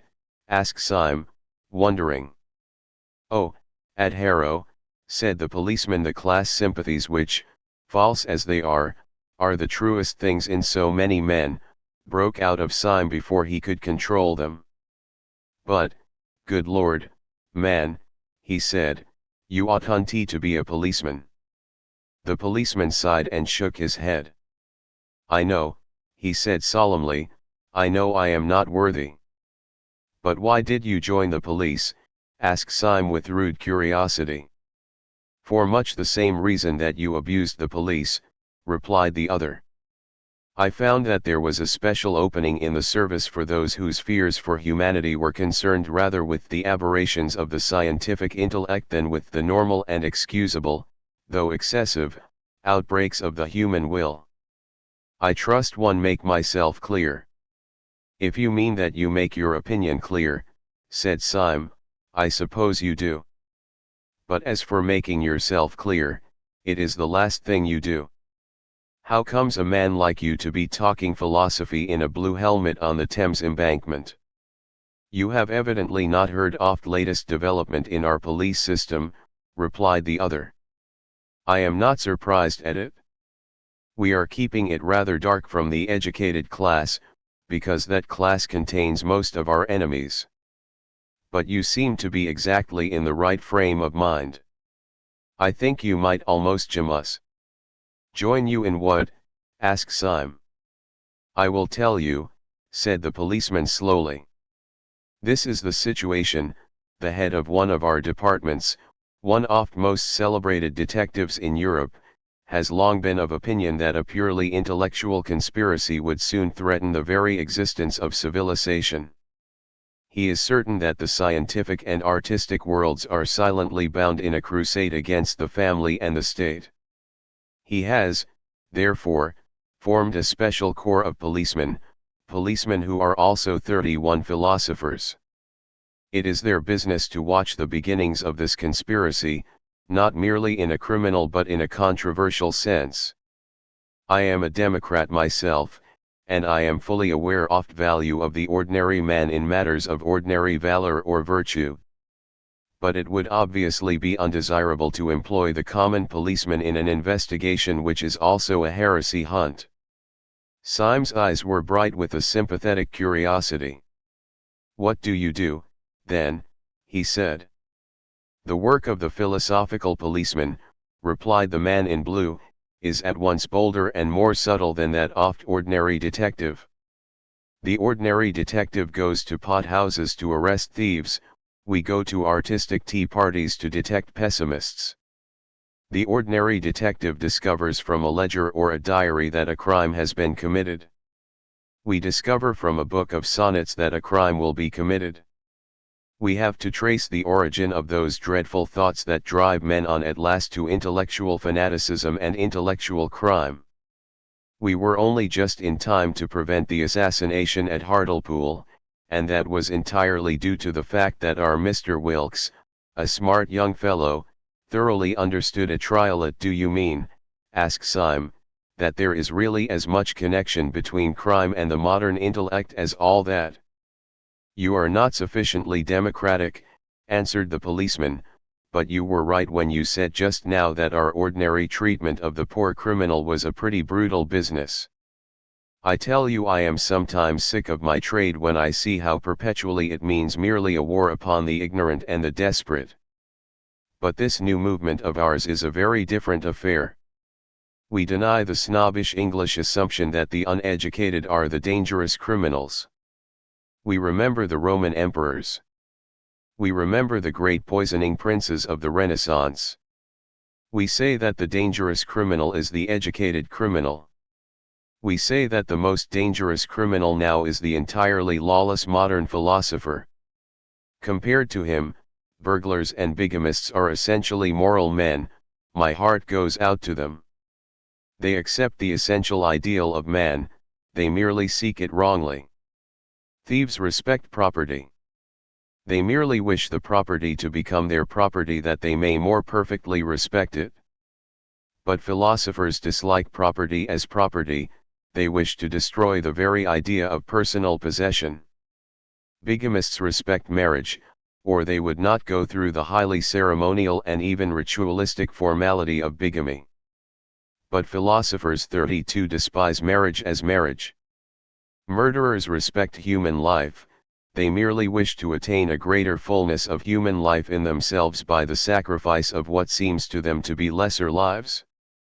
But philosophers hate life itself, their own as much as other people's. Syme struck his hands together. How true that is, he cried. I have felt it from my boyhood, but never could state the verbal antithesis. The common criminal is a bad man, but at least he is, as it were, a conditional good man. He says that if only a certain obstacle be removed, say a wealthy uncle, he is then prepared to accept the universe and to praise God. He is a reformer, but not an anarchist. He wishes to cleanse the edifice, but not to destroy it. But the evil philosopher is not trying to alter things, but to annihilate them. Yes, the modern world has retained all those parts of police work which are really oppressive and ignominious, the harrying of the poor, the spying upon the unfortunate. It has given up its more dignified work, the punishment of powerful traitors in the state and powerful heresiarchs in the church. The moderns say we must not punish heretics. My only doubt is whether we have a right to punish anybody else. But this is absurd, cried the policeman, clasping his hands with an excitement uncommon in persons of his figure and costume, but it is intolerable. I don't know what you're doing, but you're wasting your life. You must, you shall, join our special army against anarchy. Their armies are on our frontiers. Their bolt is ready to fall. A moment more, and you may lose the glory of working with us, perhaps the glory of dying with the last heroes of the world. It is a chance not to be missed, certainly, assented Syme. Foot, ut. Still I do not quite understand. I know as well as anybody that the modern world is full of lawless little men and mad little movements. But, beastly as they are, they generally have the one merit of disagreeing with each other. How can you talk of their leading one army or hurling one bolt? What is this anarchy? Do not confuse it, replied the constable, with those chance dynamite outbreaks from Russia or from Ireland, which are really the outbreaks of oppressed, if mistaken, men. This is a vast philosophic movement, consisting of an outer and an inner ring. You might even call the outer ring the laity and the inner ring the priesthood. I prefer to call the outer ring the innocent section, the inner ring the supremely guilty section. The outer ring, the main mass of their supporters are merely anarchists, that is, men who believe that rules and formulas have destroyed human happiness. They believe that all the evil results of human crime are the results of the system that has called it crime. They do not believe that the crime creates the punishment. They believe that the punishment has created the crime. They believe that if a man seduced 7 women he would naturally walk away as blameless as the flowers of spring. They believe that if a man picked a pocket he would naturally feel exquisitely good. These I call the innocent section. Oh, said Syme. Naturally, therefore, these people talk about a happy time coming, the paradise of the future, mankind freed from the bondage of vice and the bondage of virtue, and so on. And so also the men oft inner circle speak the sacred priesthood. They also speak to applauding crowds of the happiness of the future, and of mankind freed at last, but in their mouths, and the policeman lowered his voice, in their mouths these happy phrases have a horrible meaning. They are under no illusions, they are too intellectual to think that man upon this earth can ever be quite free of original sin and the struggle. And they mean death. When they say that mankind shall be free at last, they mean that mankind shall commit suicide. When they talk of a paradise without right or wrong, they mean the grave. They have but 2 objects, to destroy first humanity and then themselves. That is why they throw bombs instead of firing pistols. The innocent rank and file are disappointed because the bomb has not killed the king, but the high priesthood are happy because it has killed somebody. How can I join you? asked Syme, with a sort of passion. I know for a fact that there is a vacancy at the moment, said the policeman, as I have the honor to be somewhat in the confidence of the chief of whom I have spoken. You should really come and see him. Or rather, I should not say see him, nobody ever sees him, but you can talk to him if you like. Telephone, inquired Syme, with interest. No, said the policeman placidly. He has a fancy for always sitting in a pitch-dark room. He says it makes his thoughts brighter. Do come along. Somewhat dazed and considerably excited, Syme allowed himself to be led to a side door in the long row of buildings of Scotland Yard. Almost before he knew what he was doing, he had been passed through the hands of about 4 intermediate officials, and was suddenly shown into a room, the abrupt blackness of which startled him like a blaze of light. It was not the ordinary darkness, in which forms can be faintly traced. It was like going suddenly stone blind. "Are you the new recruit?" asked a heavy voice. And in some strange way, though there was not the shadow of a shape in the gloom, Syme knew 2 things: first, that it came from a man of massive stature, and second, that the man had his back to him. "Are you the new recruit?" said the invisible chief, who seemed to have heard all about it. "All right. You are engaged." Syme, quite swept off his feet, made a feeble fight against this irrevocable phrase. "I really have no experience," he began. "No one has any experience," said the other, "of the Battle of Armageddon. But I am really unfit." "You are willing, that is enough," said the unknown. "Well, really," said Syme, "I don't know any profession of which mere willingness is the final test." "I do," said the other martyrs. "I am condemning you to death. Good day." Thus it was that when Gabriel Syme came out again into the crimson light of evening, in his shabby black hat and shabby, lawless cloak, he came out a member of the new detective corps for the frustration of the great conspiracy. Acting under the advice of his friend the policeman, who was professionally inclined to neatness, he trimmed his hair and beard, bought a good hat, clad himself in an exquisite summer suit of light blue-grey, with a pale yellow flower in the buttonhole, and, in short, became that elegant and rather insupportable person whom Gregory had first encountered in the little garden of Saffron Park. Before he finally left the police premises, his friend provided him with a small blue card, on which was written, "The Last Crusade," and a number, the sign of his official authority. He put this carefully in his upper waistcoat pocket, lit a cigarette, and went forth to track and fight the enemy in all the drawing rooms of London. Where his adventure ultimately led him we have already seen. At about 1:30 on a February night he found himself steaming in a small tug up the silent Thames, armed with swordstick and revolver, the duly elected Thursday of the Central Council of Anarchists. When Syme stepped out onto the steam tug he had a singular sensation of stepping out into something entirely new, not merely into the landscape of a new land, but even into the landscape of a new planet. This was mainly due to the insane yet solid decision of that evening, though partly also to an entire change in the weather and the sky since he entered the little tavern some hours before. Every trace of passionate plumage of the cloudy sunset had been swept away, and a naked moon stood in a naked sky.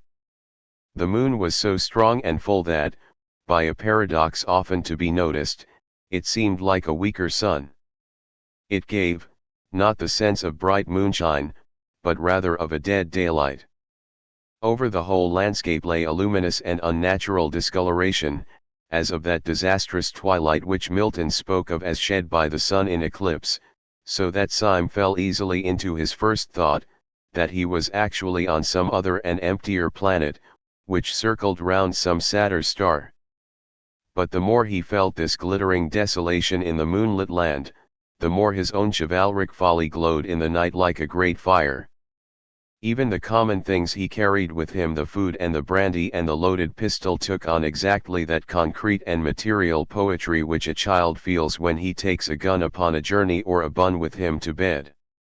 The swordstick and the brandy flask, though in themselves only the tools of morbid conspirators, became the expressions of his own more healthy romance. The swordstick became almost the sword of chivalry, and the brandy the wine of the stirrup cup.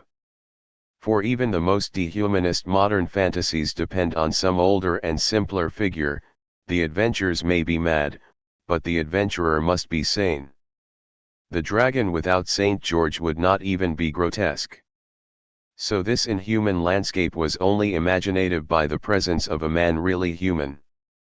To Syme's exaggerative mind the bright, bleak houses and terraces by the Thames looked as empty as the mountains of the moon. But even the moon is only poetical because there is a man in the moon. The tug was worked by envo men, and with much toil went comparatively slowly. The clear moon that had lit up Chiswick had gone down by the time that they passed Battersea, and when they came under the enormous bulk of Westminster day had already begun to break. It broke like the splitting of great bars of lead, showing bars of silver, and these had brightened like white fire when the tug, changing its onward course, turned inward to a large landing stage rather beyond Charing Cross. The great stones off embankment seemed equally dark and gigantic as Syme looked up at them. They were big and black against the huge white dawn. They made him feel that he was landing on the colossal steps of some Egyptian palace, and, indeed, the thing suited his mood, for he was, in his own mind, mounting to attack the solid thrones of horrible and heathen kings. He leapt out of the boat onto one slimy step, and stood, a dark and slender figure, amid the enormous masonry. The envo men in the tug put her off again and turned upstream. They had never spoken a word.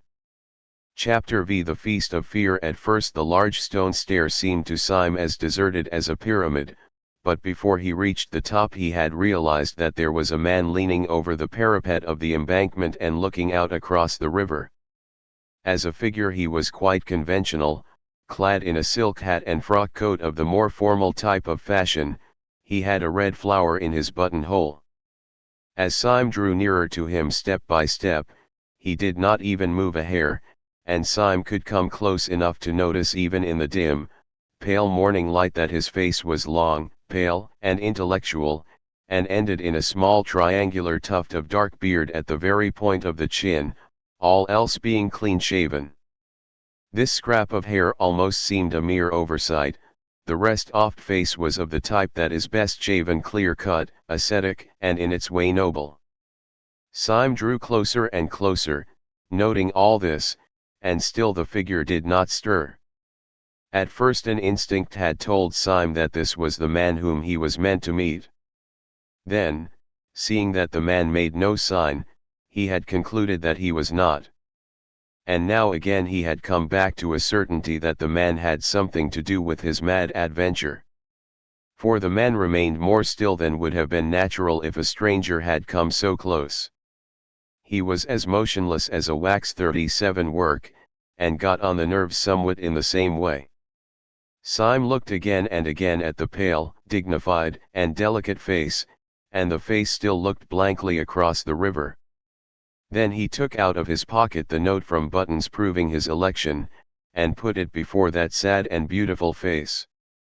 Then the man smiled, and his smile was a shock, for it was all on one side, going up in the right cheek and down in the left. There was nothing, rationally speaking, to scare anyone about this.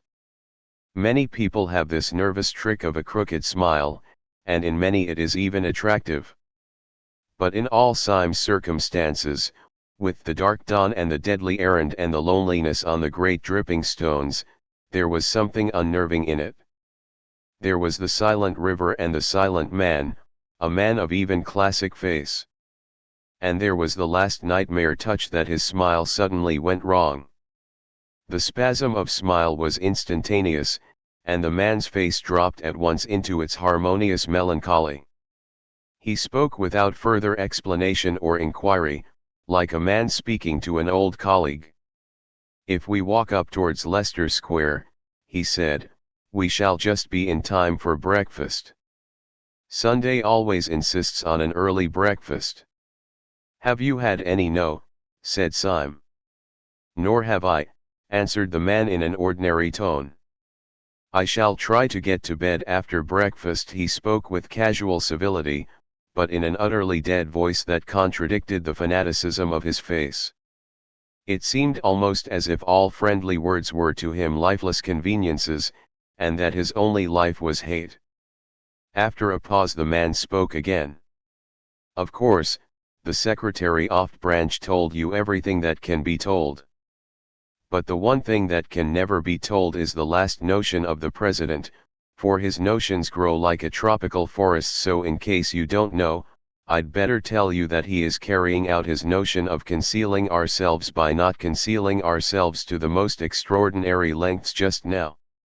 Originally, of course, we met in a cell underground, just as your branch does. Then Sunday made us take a private room at an ordinary restaurant. He said that if you didn't seem to be hiding, nobody hunted you out.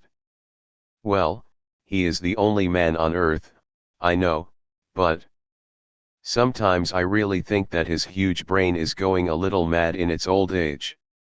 For now we flaunt ourselves before the public. We have our breakfast on a balcony, if you please, overlooking Leicester Square. And what do the people say? Asked Syme. It's quite simple what they say, answered his guide. They say we are a lot of jolly gentlemen who pretend they are anarchists. It seems to me a very clever idea, said Syme. Clever? God blast your impudence. Clever, cried out the other in a sudden, shrill voice which was as startling and discordant as his crooked smile.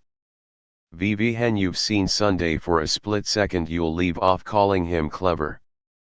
With this they emerged out of a narrow street, and saw the early sunlight filling Leicester Square. It will never be known, I suppose, why this square itself should look so alien and in some ways so continental. It will never be known whether it was the foreign look that attracted the foreigners or the foreigners who gave it the foreign look, but on this particular morning the effect seemed singularly bright and clear.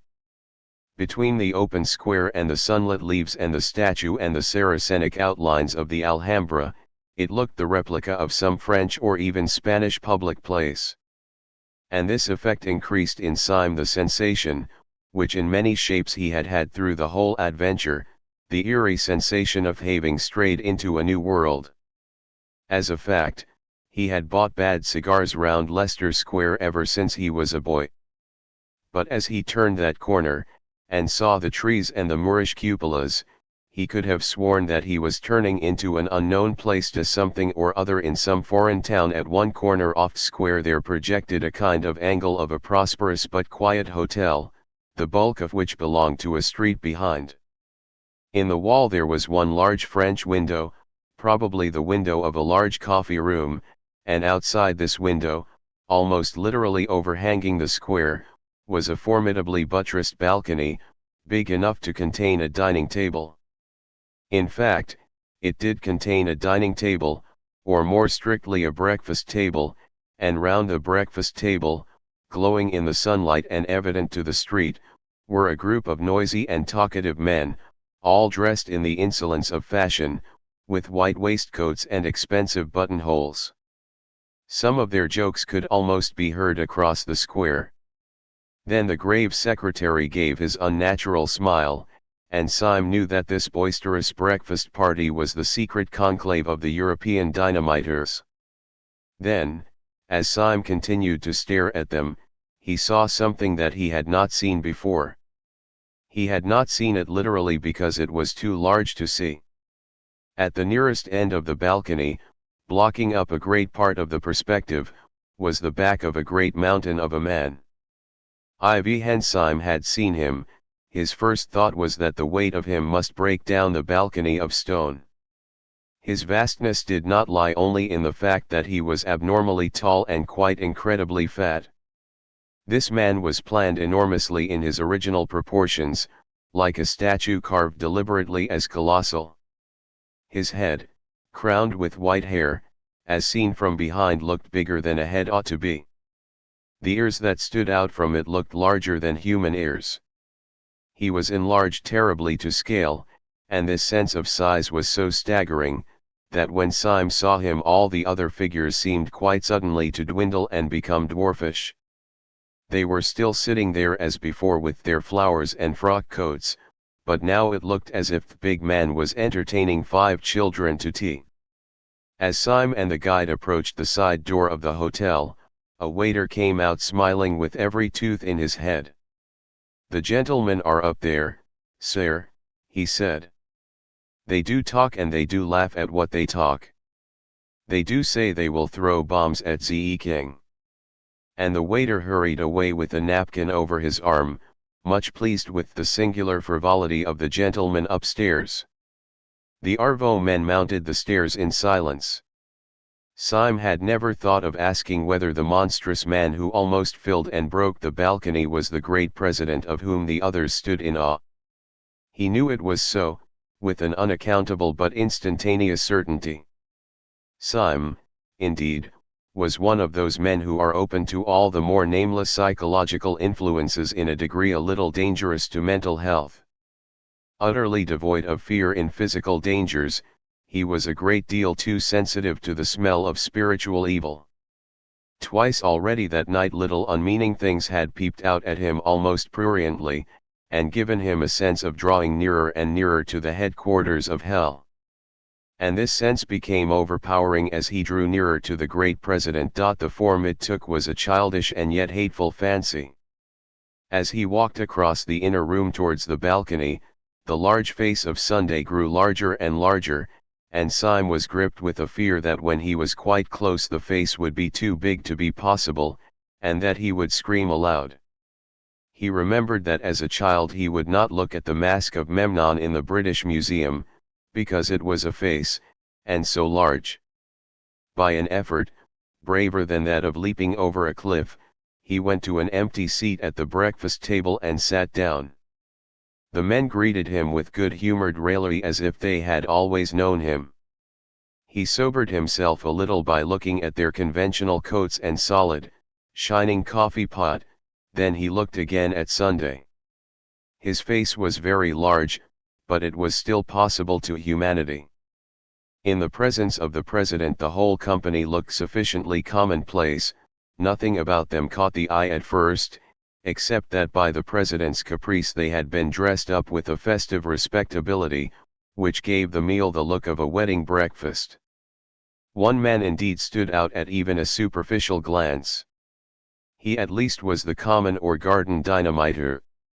He wore, indeed, the high white collar and satin tie that were the uniform of the occasion, but out of this collar there sprang a head quite unmanageable and quite unmistakable, a bewildering bush of brown hair and beard that almost obscured the eyes like those of a Skye terrier.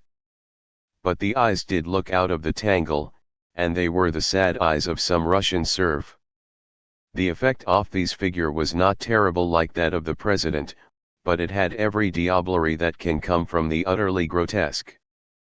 If out of that stiff tie and collar there had come abruptly the head of a cat or a dog, it could not have been a more idiotic contrast.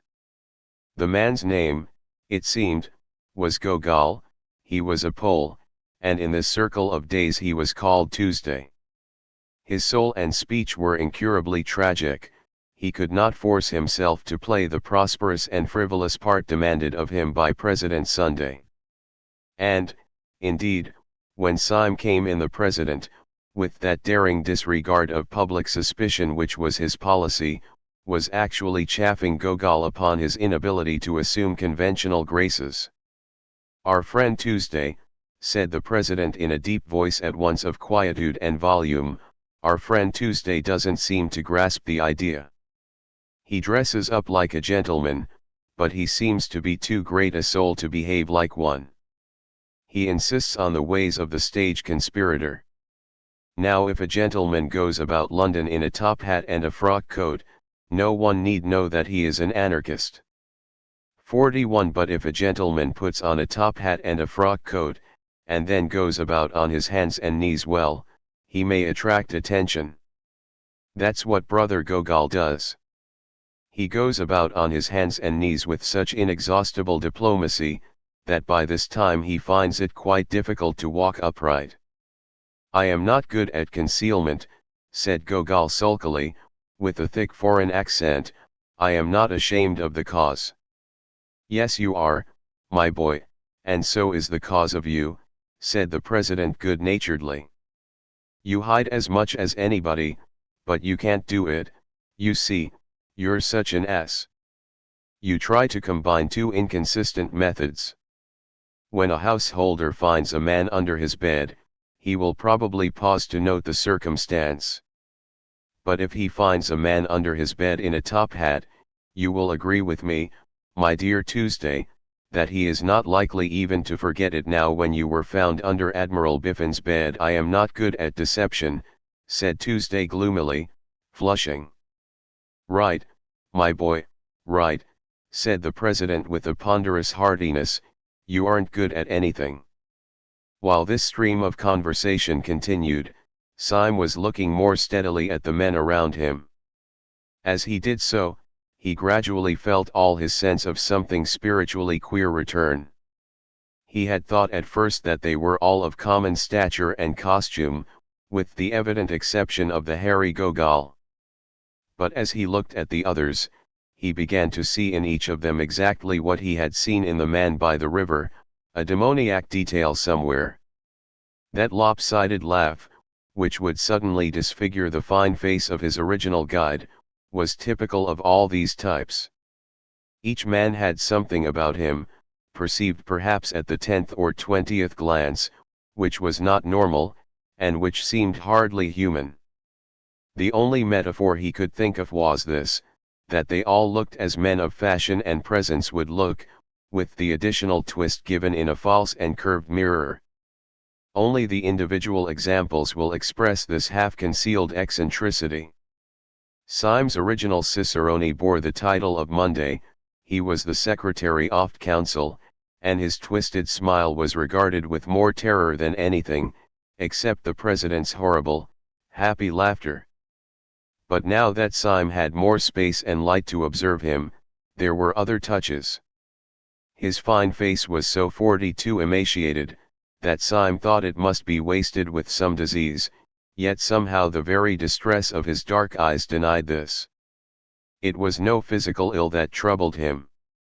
His eyes were alive with intellectual torture, as if pure thought was Pam.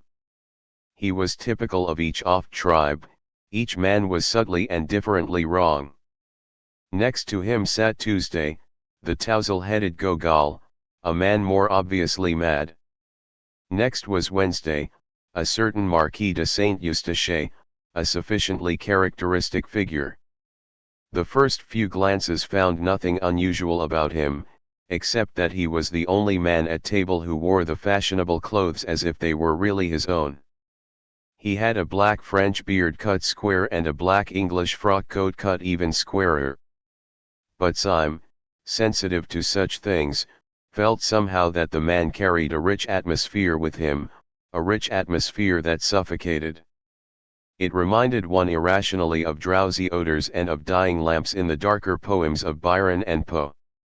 With this went a sense of his being clad, not in lighter colors, but in softer materials. His black seemed richer and warmer than the black shades about him, as if it were compounded of profound color. His black coat looked as if it were only black by being too dense a purple. His black beard looked as if it were only black by being too deep a blue. And in the gloom and thickness of the beard his dark red mouth showed sensual and scornful. Whatever he was not a Frenchman, he might be a Jew, he might be something deeper yet in the dark heart of the East. In the bright-colored Persian tiles and pictures showing Rance hunting, you may see just those almond eyes, those blue-black beards, those cruel, crimson lips.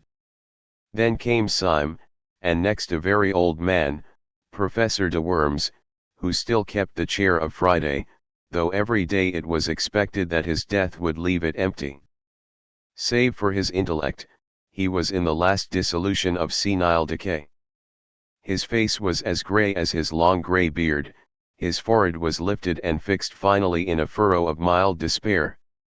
In no other case, not even that of Gogol, did the bridegroom brilliancy of the morning dress express a more painful contrast, for the red flower in his buttonhole showed up against a face that was literally discolored like lead, The whole hideous effect was as if some drunken dandies had put their clothes upon a corpse.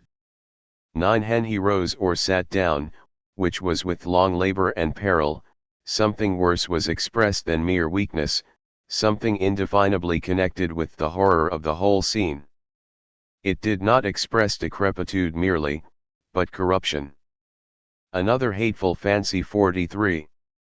Crossed Syme's quivering mind. He could not help thinking that whenever the man moved a leg or arm might fall off. Right at the end sat the man called Saturday, the simplest and the most baffling of all.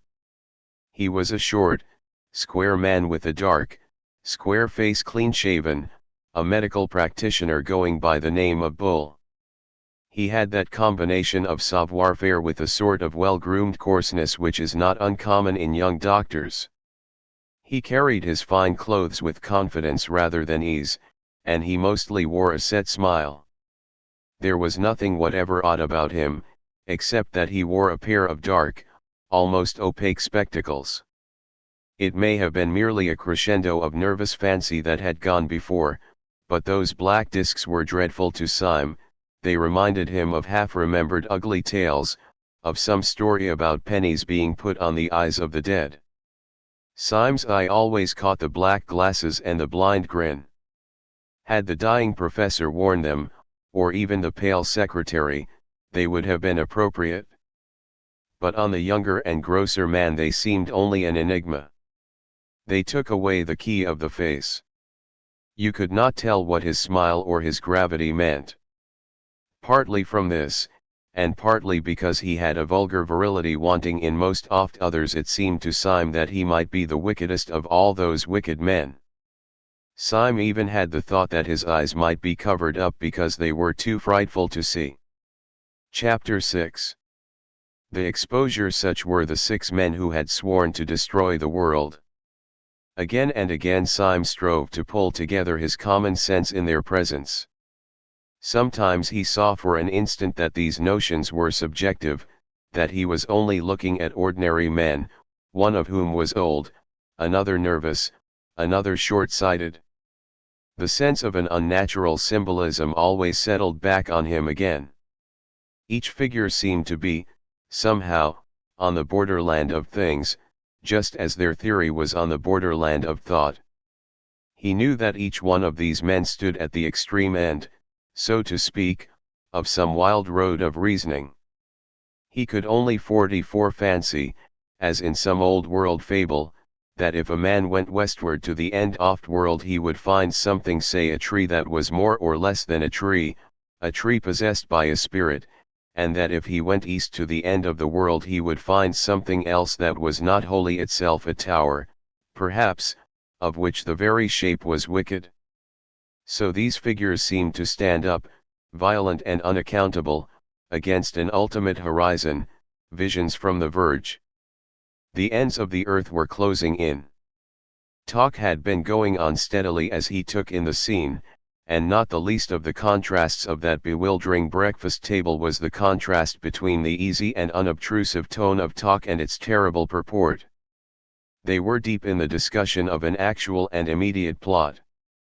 The waiter downstairs had spoken quite correctly when he said that they were talking about bombs and kings. Only 3 days afterwards the Tsar was to meet the President of the French Republic in Paris, and over their bacon and eggs upon their sunny balcony these beaming gentlemen had decided how both should die. Even the instrument was chosen. The black-bearded Marquis, it appeared, was to carry the bomb. Ordinarily speaking, the proximity of this positive and objective crime would have sobered Syme, and cured him of all his merely mystical tremors. He would have thought of nothing but the need of saving at least 2 human bodies from being ripped in pieces with iron and roaring gas. But the truth was that by this time he had begun to feel a third kind of fear, more piercing and practical than either his moral revulsion or his social responsibility. Very simply, he had no fear to spare for the French President or the Tsar. He had begun to fear for himself. Most of the talkers took little heed of him, debating now with their faces closer together, and almost uniformly grave, save when for an instant the smile of the secretary ran aslant across his face as the jade lightning runs aslant across the sky. But there was one persistent thing which first troubled Syme and at last terrified him. The president was always looking at him, steadily, and with a great and baffling interest. The enormous man was quite quiet, but his blue eyes stood out off his head. And they were always fixed on Syme. Syme felt moved to spring up and leap over the balcony. When the president's eyes were on him he felt as if he were made of glass. He had hardly the shred of a doubt that in some silent and extraordinary way Sunday had found out that he was a spy. He looked over the edge of the balcony, and saw a 45 policeman, standing abstractedly just beneath, staring at the bright railings and the sunlit trees. Then there fell upon him the great temptation that was to torment him for many days. In the presence of these powerful and repulsive men, who were the princes of anarchy, he had almost forgotten the frail and fanciful figure of the poet Gregory, the mere aesthete of anarchism. He even thought of him now with an old kindness, as if they had played together when children. But he remembered that he was still tied to Gregory by a great promise. He had promised never to do the very thing that he now felt himself almost in the act of doing. He had promised not to jump over that balcony and speak to that policeman. He took his cold hand off the cold stone balustrade. His soul swayed in a vertigo of moral indecision. He had only to snap the thread of a rash vow made to a villainous society, and all his life could be as open and sunny as the square beneath him. He had, on the other hand, only to keep his antiquated honor, and be delivered inch by inch into the power of this great enemy of mankind, whose very intellect was a torture chamber. Whenever he looked down into the square he saw the comfortable policeman, a pillar of common sense and common order. Whenever he looked back at the breakfast table he saw the president still quietly studying him with big, unbearable eyes. In all the torrent of his thought there were envo thoughts that never crossed his mind. First, it never occurred to him to doubt that the president and his council could crush him if he continued to stand alone. The place might be public, the project might seem impossible.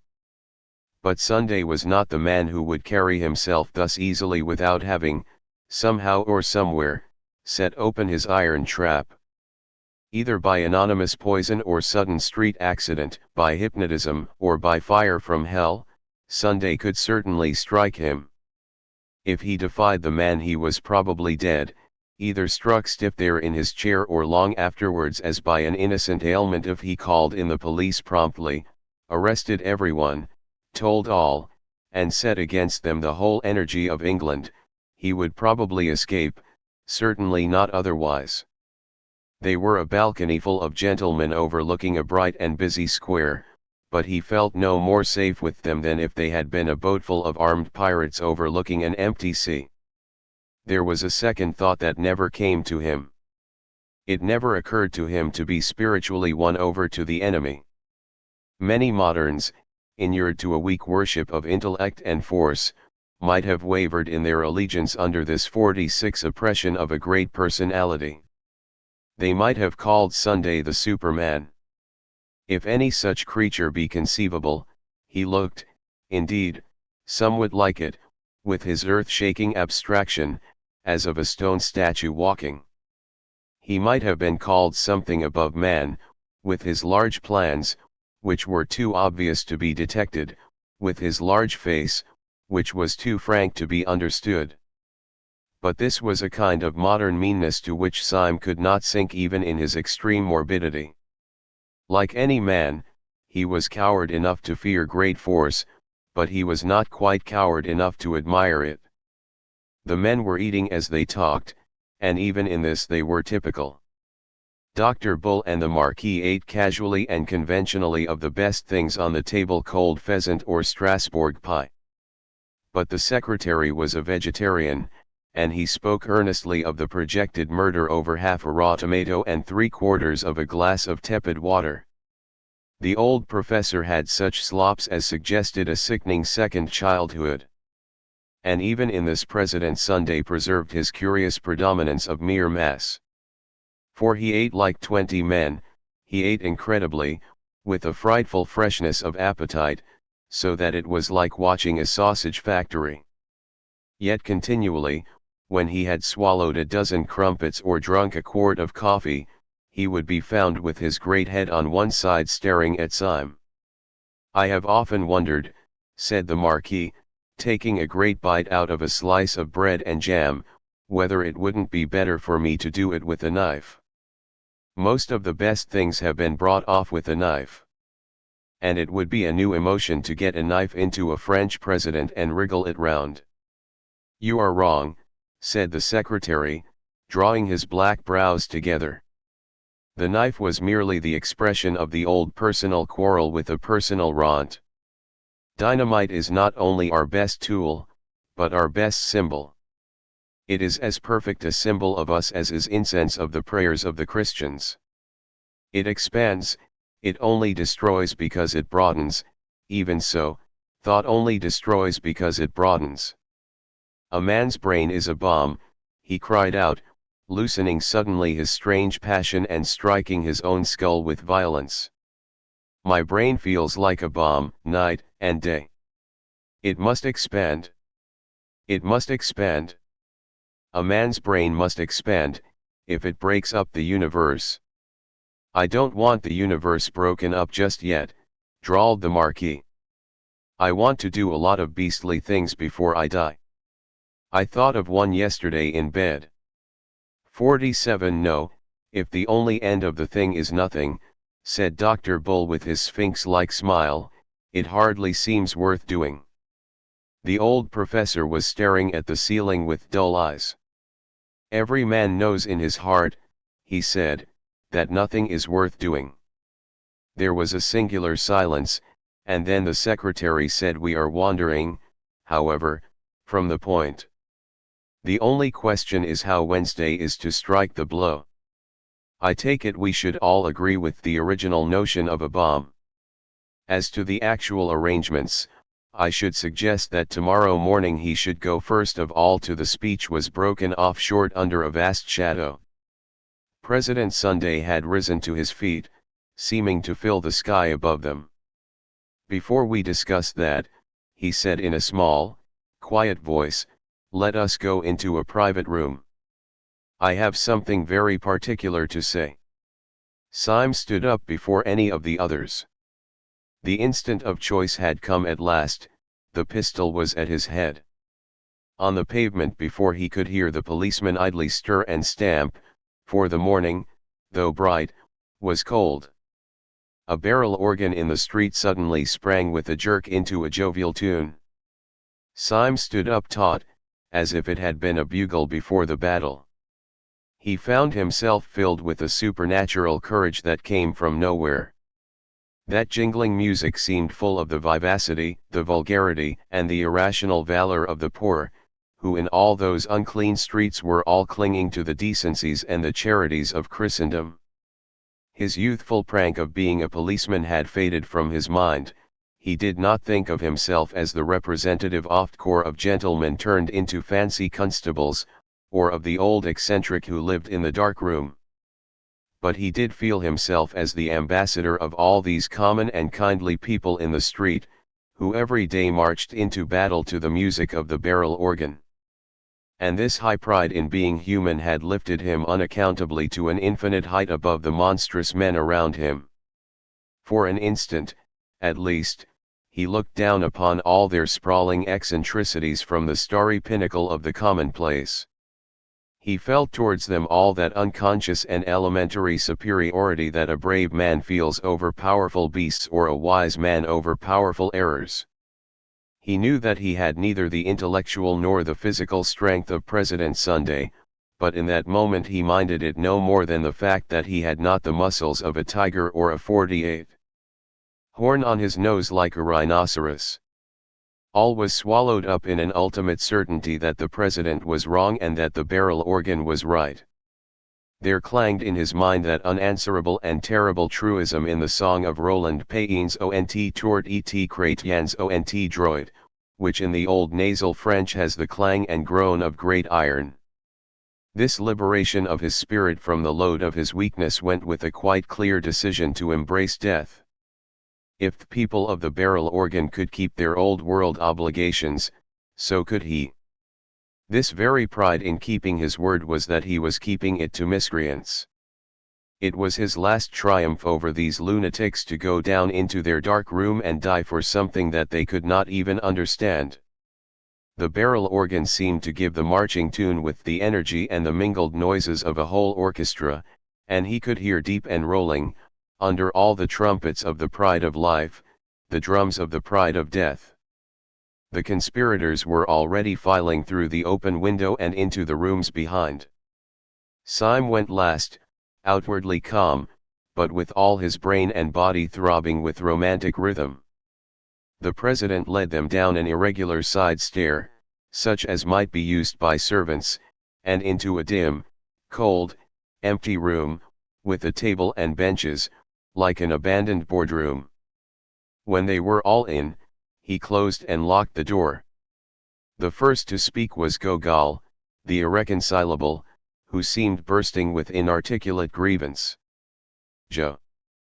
Jo!" he cried, with an obscure excitement, his heavy Polish accent becoming almost impenetrable. "You say you not ide? You say you show himselves? It is all nothings. When you want talk importance you run yourselves in a dark box." The president seemed to take the foreigner's incoherent satire with entire good humor. "You can't get hold of it yet, Gogol," he said in a fatherly way. "When once they have heard us talking nonsense on that balcony they will not care where we go afterwards. If we had come here first, we should have had the whole staff at the keyhole. You don't seem to know anything about mankind." "I die for them," cried the Pole in thick excitement, "and I slays array oppressors. I care not for these games of concealment, I would ze might ze tyrant in ze open square." 49 I see, said the president, nodding kindly as he seated himself at the top of a long table. "You die for mankind first, and then you get up and smite their oppressors. So that's all right. And now may I ask you to control your beautiful sentiments, and sit down with the other gentlemen at this table. For the first time this morning something intelligent is going to be said." Syme, with the perturbed promptitude he had shown since the original summons, sat down first. Gogol sat down last, grumbling in his brown beard about Gambromus. No one except Syme seemed to have any notion of the blow that was about to fall. As for him, he had merely the feeling of a man mounting the scaffold with the intention, at any rate, of making a good speech. "Comrades," said the president, suddenly rising, "we have spun out this farce long enough. I have called you down here to tell you something so simple and shocking that even the waiters upstairs, long inured to our levities, might hear some new seriousness in my voice. Comrades, we were discussing plans and naming places. I propose, before saying anything else, that those plans and places should not be voted by this meeting, but should be left wholly in the control of some one reliable member. I suggest Comrade Saturday, Dr. Bull." They all stared at him, then they all started in their seats, for the next words, though not loud, had a living and sensational emphasis. Sunday struck the table. Not one word more about the plans and places must be said at this meeting. Not one tiny detail more about what we mean to do must be mentioned in this company. Sunday had spent his life in astonishing his followers, but it seemed as if he had never really astonished them until now. They all moved feverishly in their seats, except Syme. He sat stiff with his hand in his pocket, and on the handle of his loaded revolver. When the attack on him came he would sell his life dear. he would find out at least if the president was mortal. Sunday went on smoothly. You will probably understand that there is only one possible motive for forbidding free speech at this festival of freedom. Strangers overhearing us matters nothing. They assume that we are joking. But what would matter, even unto death, is this, that there should be one actually among us who is not of us, who knows our grave purpose, but does not share it, who the secretary screamed out suddenly like a woman. It can't be, he cried, leaping. There can't. The president flapped his large flat hand on the table like the fin of some huge fish. Yes, he said slowly, there is a spy in this room. There is a traitor at this table. I will waste no more words. His name. Syme half rose from his seat, his finger firm on the trigger. His name is Gogol, said the president. He is that hairy humbug over there who pretends to be a Pole. Gogol sprang to his feet, a pistol in each hand. With the same flash 3 men sprang at his throat. Even the professor made an effort to rise. But Syme saw little of the scene, for he was blinded with a beneficent darkness. He had sunk down into his seat shuddering, in a palsy of passionate relief. Chapterville. The unaccountable conduct of Professor de Worms. Sit down, said Sunday in a voice that he used once or twice in his life, a voice that made men drop drawn swords. The 3 who had risen fell away from Gogol, and that equivocal person himself resumed his seat. Well, my man, said the president briskly, addressing him as one addresses a total stranger, will you oblige me by putting your hand in your upper waistcoat pocket and showing me what you have there? The alleged Pole was a little pale under his tangle of dark hair, but he put 2 fingers into the pocket with apparent coolness and pulled out a blue strip of card. When Syme saw it lying on the table, he woke up again to the world outside him. For although the card lay at the other extreme off table, and he could read nothing oft inscription on it, it bore a startling resemblance to the 51 blue card in his own pocket, the card which had been given to him when he joined the anti-anarchist constabulary. Pathetic Slav, said the president, tragic child of Poland, are you prepared in the presence of that card to deny that you are in this company, shall we say de trop? Right-o, said the late Gogol. It made everyone jump to hear a clear, commercial, and somewhat cockney voice coming out of that forest of foreign hair. It was irrational, as if a Chinaman had suddenly spoken with a Scotch accent. I gather that you fully understand your position, said Sunday. You bet, answered the Pole. I see it's a fair cop. All I say is, I don't believe any Pole could have imitated my accent like I did his. I concede the point, said Sunday. I believe your own accent to be inimitable, though I shall practice it in my bath. Do you mind leaving your beard with your card? Not a bit, answered Gogol, and with one finger he ripped off the whole of his shaggy head covering, emerging with thin red hair and a pale, pert face. It was hot, he added. I will do you the justice to say, said Sunday, not without a sort of brutal admiration, that you seem to have kept pretty cool under it. Now listen to me. I like you. The consequence is that it would annoy me for just about 2.5 minutes if I heard that you had died in torments. Well, if I ever tell the police or any human soul about us, I shall have that envo.5 minutes of discomfort. On your discomfort I will not dwell. Good day. Mind the step. The red-haired detective who had masqueraded as Gogol rose to his feet without a word, and walked out of the room with an air of perfect nonchalance. Yet the astonished Syme was able to realize that this ease was suddenly assumed, for there was a slight stumble outside the door, which showed that the departing detective had not minded the step. Time is flying, said the president in his gayest manner, after glancing at his watch, which like everything about him seemed bigger than it ought to be. I must go off at once, I have to take the chair at a humanitarian meeting. The secretary turned to him with working eyebrows. 52. Would it not be better, he said a little sharply, to discuss further the details of our project, now that the spy has left us?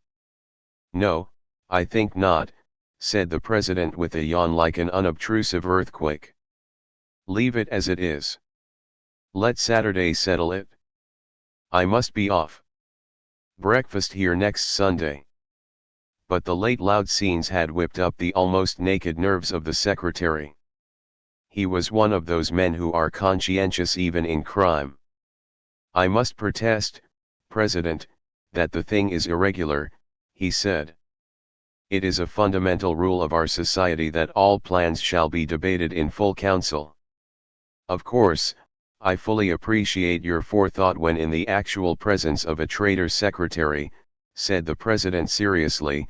If you'd take your head home and boil it for a turnip it might be useful. I can't say. But it might. The secretary reared back in a kind of equine anger. I really fail to understand, he began in high offense. Euro-esit, THD-esit, said the president, nodding a great many times.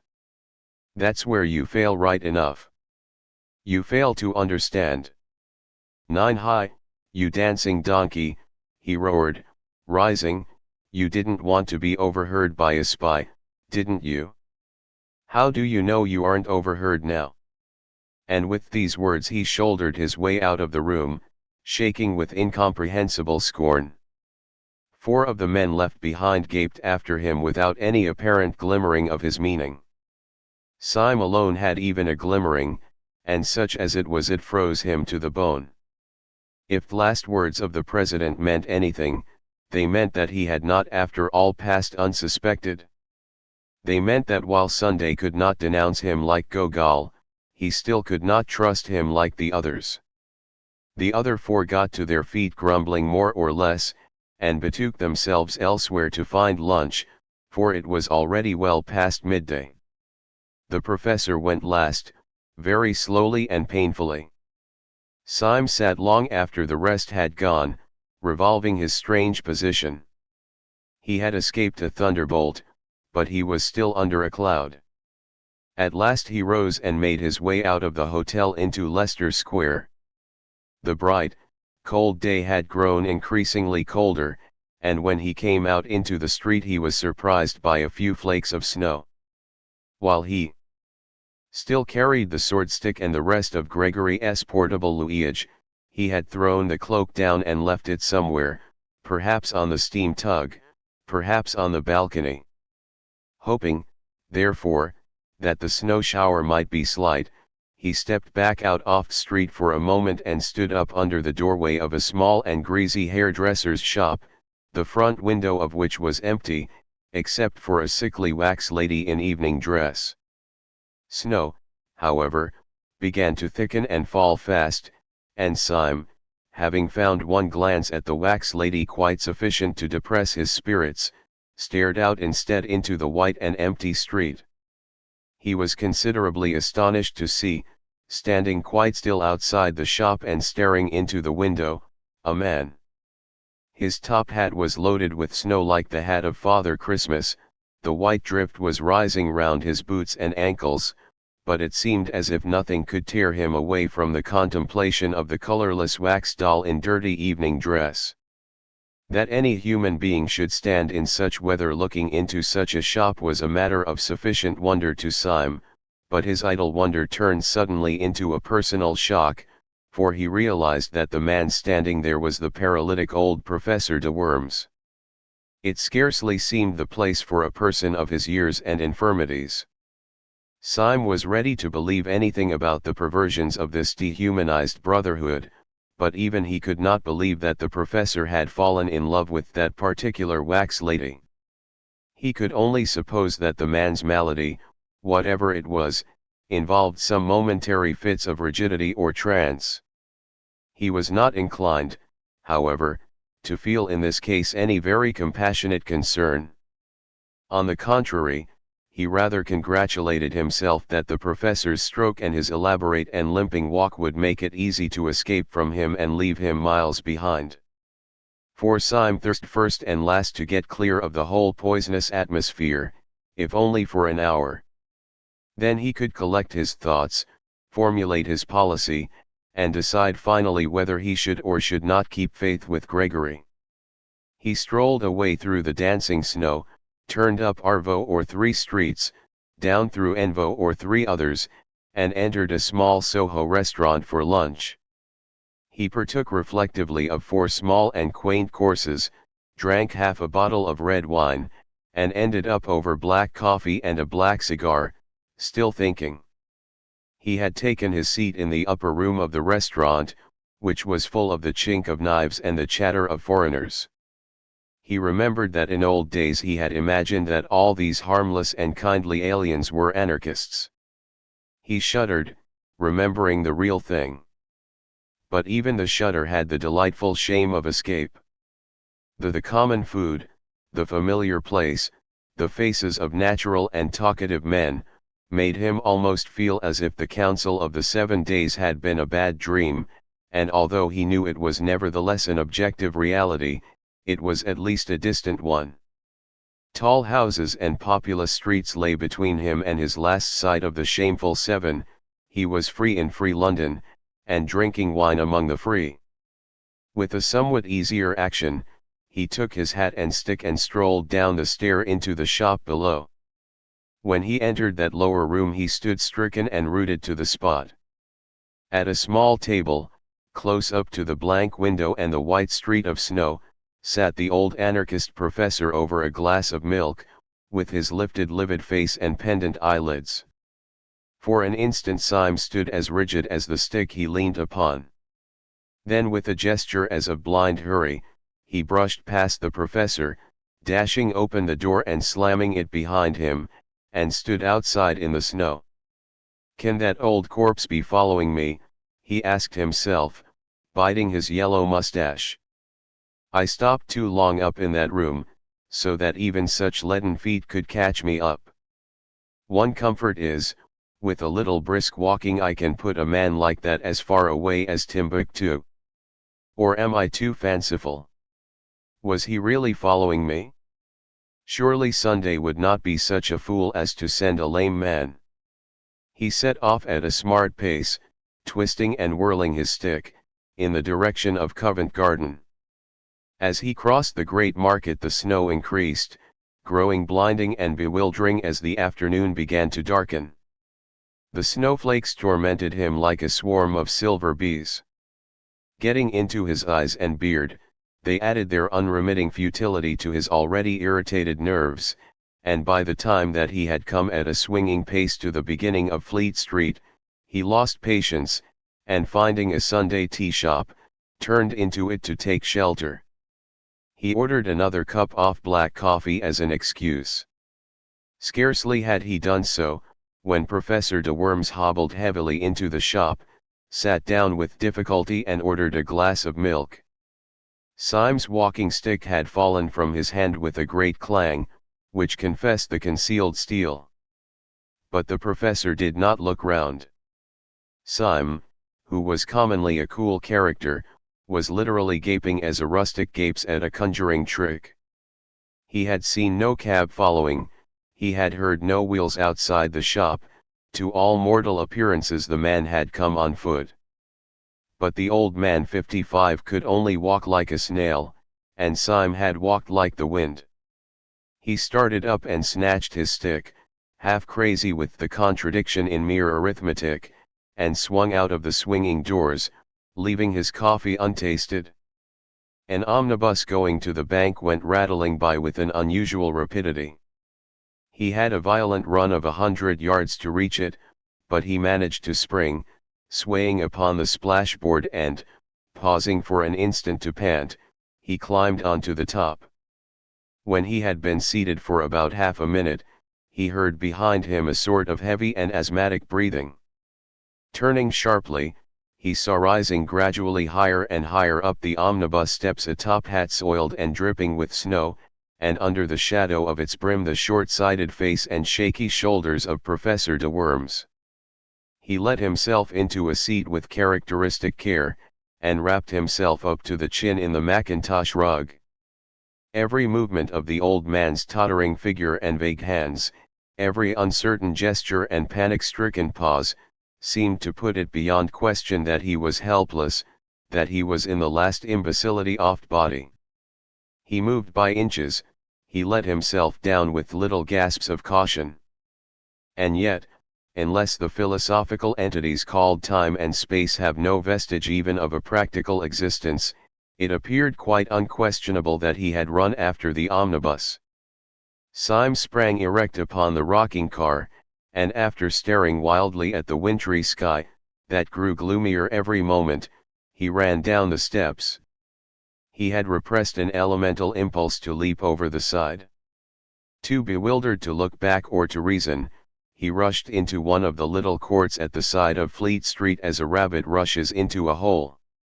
He had a vague idea, if this incomprehensible old jack-in-the-box was really pursuing him, that in that labyrinth of little streets he could soon throw him off the scent. He dived in and out of those crooked lanes, which were more like cracks than thoroughfares, and by the time that he had completed about 20 alternate angles and described an unthinkable polygon, he paused to listen for any sound of pursuit.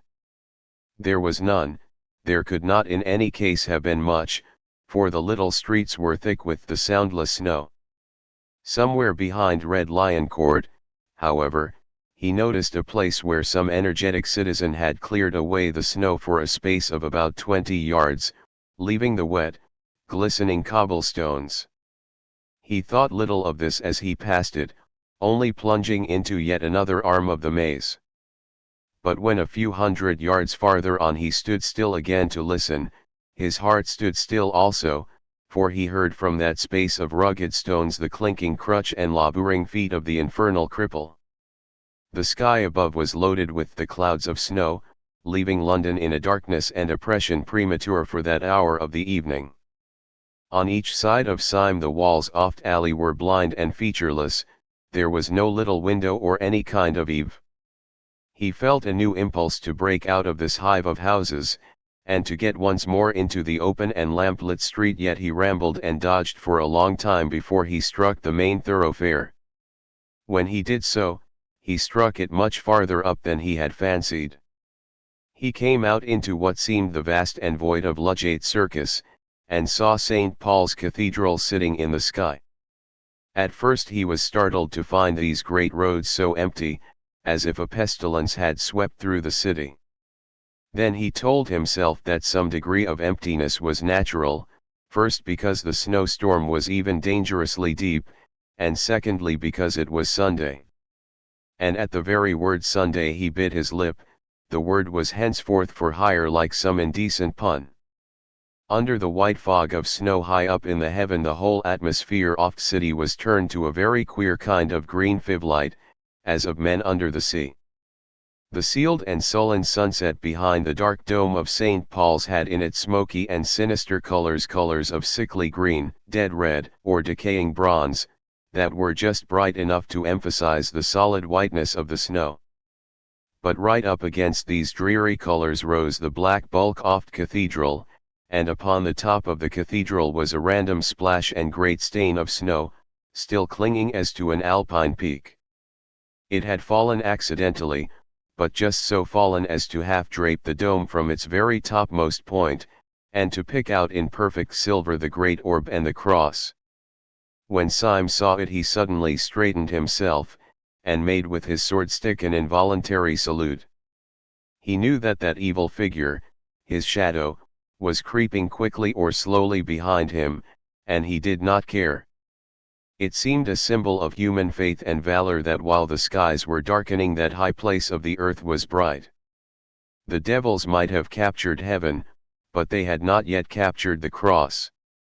He had a new impulse to tear out the secret of this dancing, jumping and pursuing paralytic, and at the entrance of the court as it opened upon the circus he turned, stick in hand, to face his pursuer. 57 Professor de Worms came slowly round the corner of the irregular alley behind him, his unnatural form outlined against a lonely gas lamp, irresistibly recalling that very imaginative figure in the nursery rhymes, the crooked man who went a crooked mile. He really looked as if he had been fiveisted out of shape by the tortuous streets he had been threading. He came nearer and nearer, the lamplight shining on his lifted spectacles, his lifted, patient face. Syme waited for him as St. George waited for the dragon, as a man waits for a final explanation or for death. And the old professor came right up to him and passed him like a total stranger, without even a blink of his mournful eyelids. There was something in this silent and unexpected innocence that left Syme in a final fury. The man's colorless face and manner seemed to assert that the whole following had been an accident. Syme was galvanized with an energy that was something between bitterness and a burst of boyish derision. He made a wild gesture as if to knock the old man's hat off, called out something like "Catch me if you can," and went racing away across the white, open circus. Concealment was impossible now, and looking back over his shoulder, he could see the black figure of the old gentleman coming after him with long, swinging strides like a man winning a mile race. But the head upon that bounding body was still pale, grave, and professional, like the head of a lecturer upon the body of a harlequin. This outrageous chase sped across Ludgate Circus, up Ludgate Hill, round St. Paul's Cathedral, along Cheapside, Syme remembering all the nightmares he had ever known. Then Syme broke away towards the river, and ended almost down by the docks. He saw the yellow panes of a low, lighted public house, flung himself into it and ordered beer. It was a foul tavern, sprinkled with foreign sailors, a place where opium might be smoked or knives drawn. A moment later Professor de Worms entered the place, sat down carefully, and asked for a glass of milk. 58.